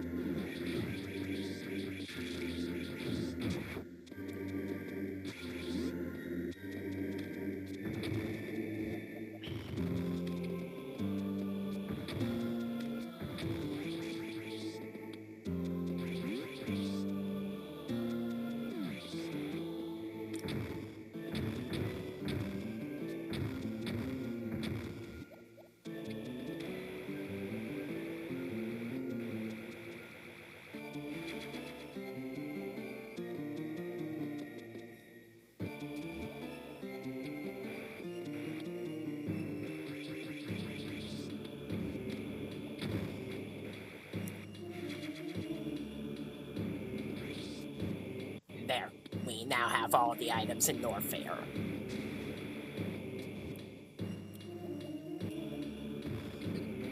I'll skip ahead to where we need to go for Crane now.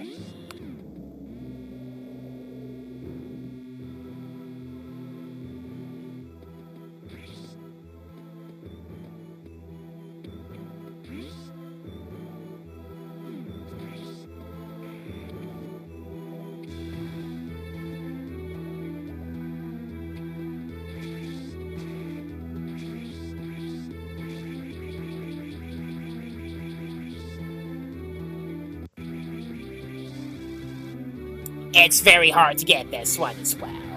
You need carefully well-aimed Shine Sparks with the Morph Ball. And there you go. Now we have all the power-ups in Kraid.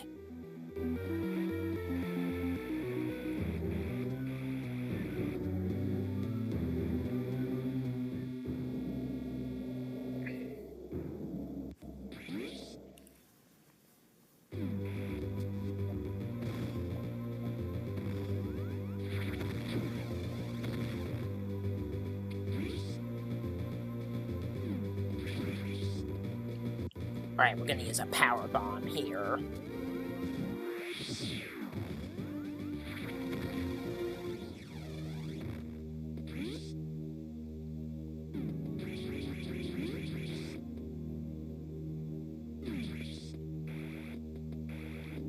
This is the cave during the escape sequence, if you may remember.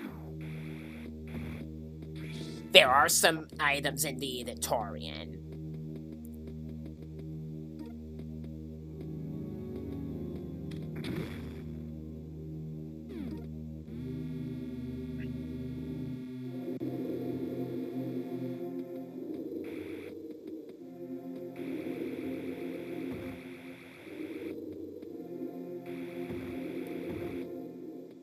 Here's the easier one to find. You do need a super missile for it, though.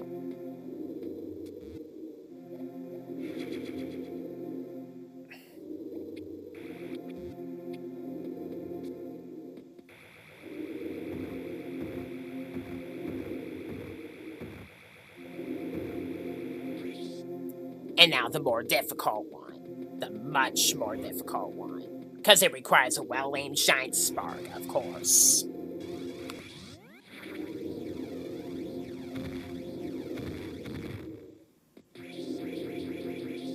Very, very easy to mess that one up. Alright, now let's get back up out of here.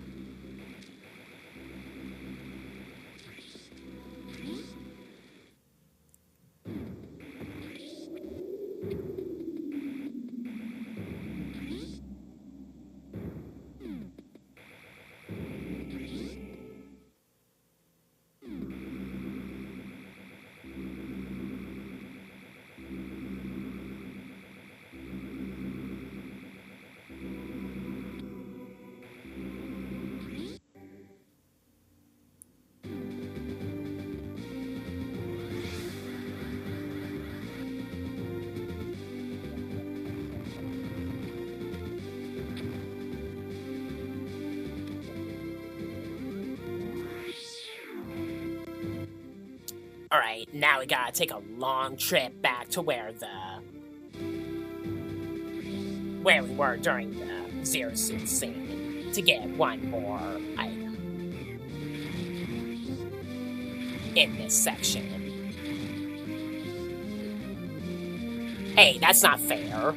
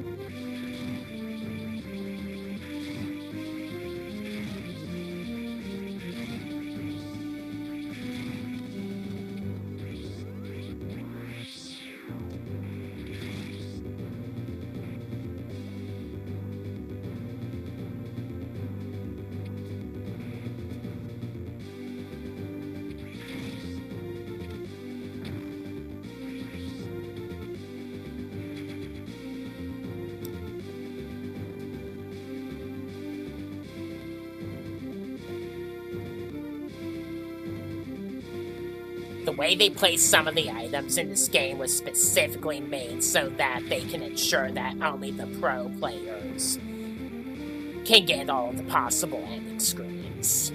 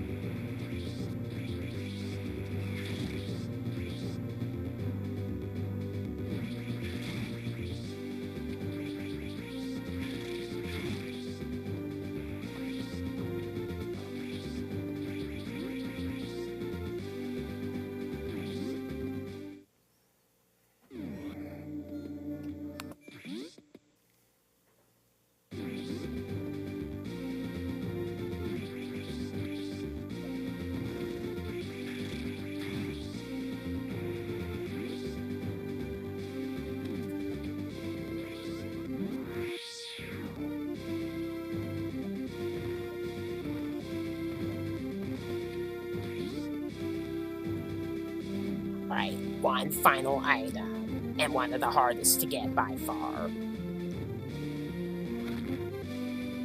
You need a well-aimed jump while using the speed booster.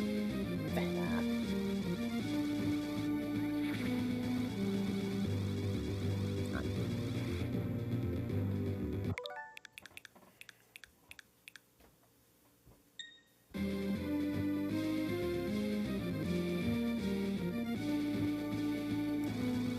quickly and carefully aim a shine spark down here. If you activate the detection lasers, they will not go away until you leave the room. So that's what makes that energy tank specifically difficult to get in this game. And with that, we have every single item. Now, warning, if you have 100% items collected, Meta Ridley will have much more vitality and will be harder. Though having 100% items on normal or hard qualifies you for better ending screens.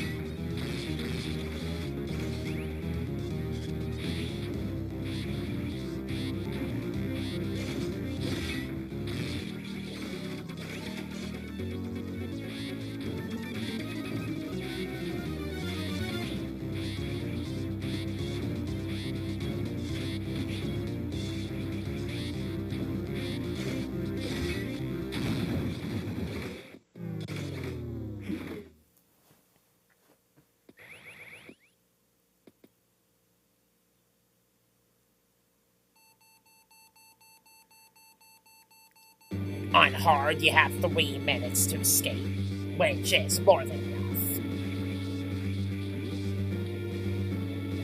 You might be able to get through this quicker if you know all the game's secret routes. Some of them involve a speed booster, though. I'm not taking any chances because of the elite Zebes in the end.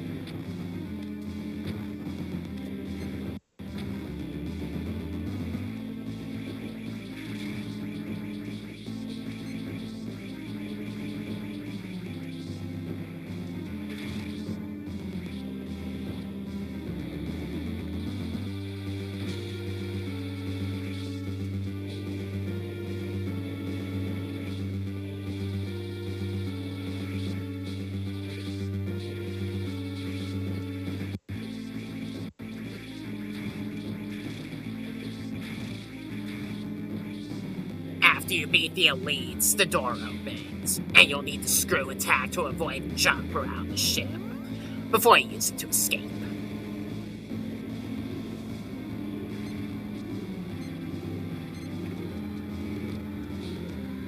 And one of them dies trying to stop you.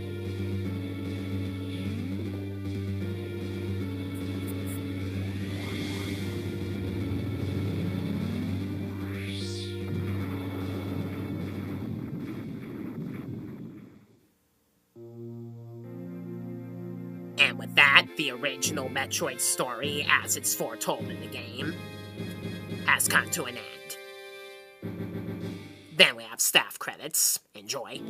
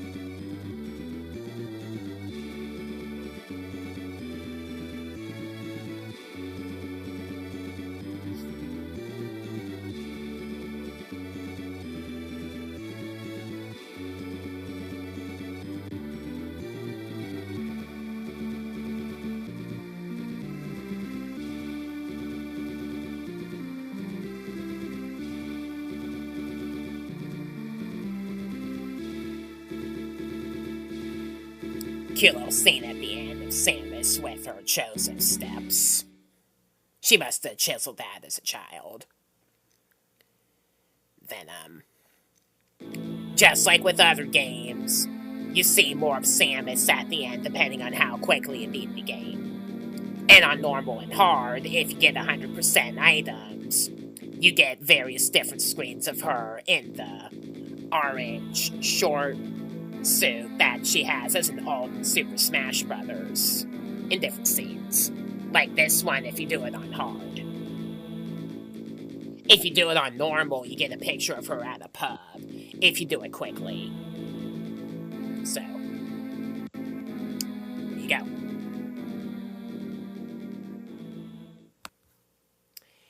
With that, wraps up the Let's Play.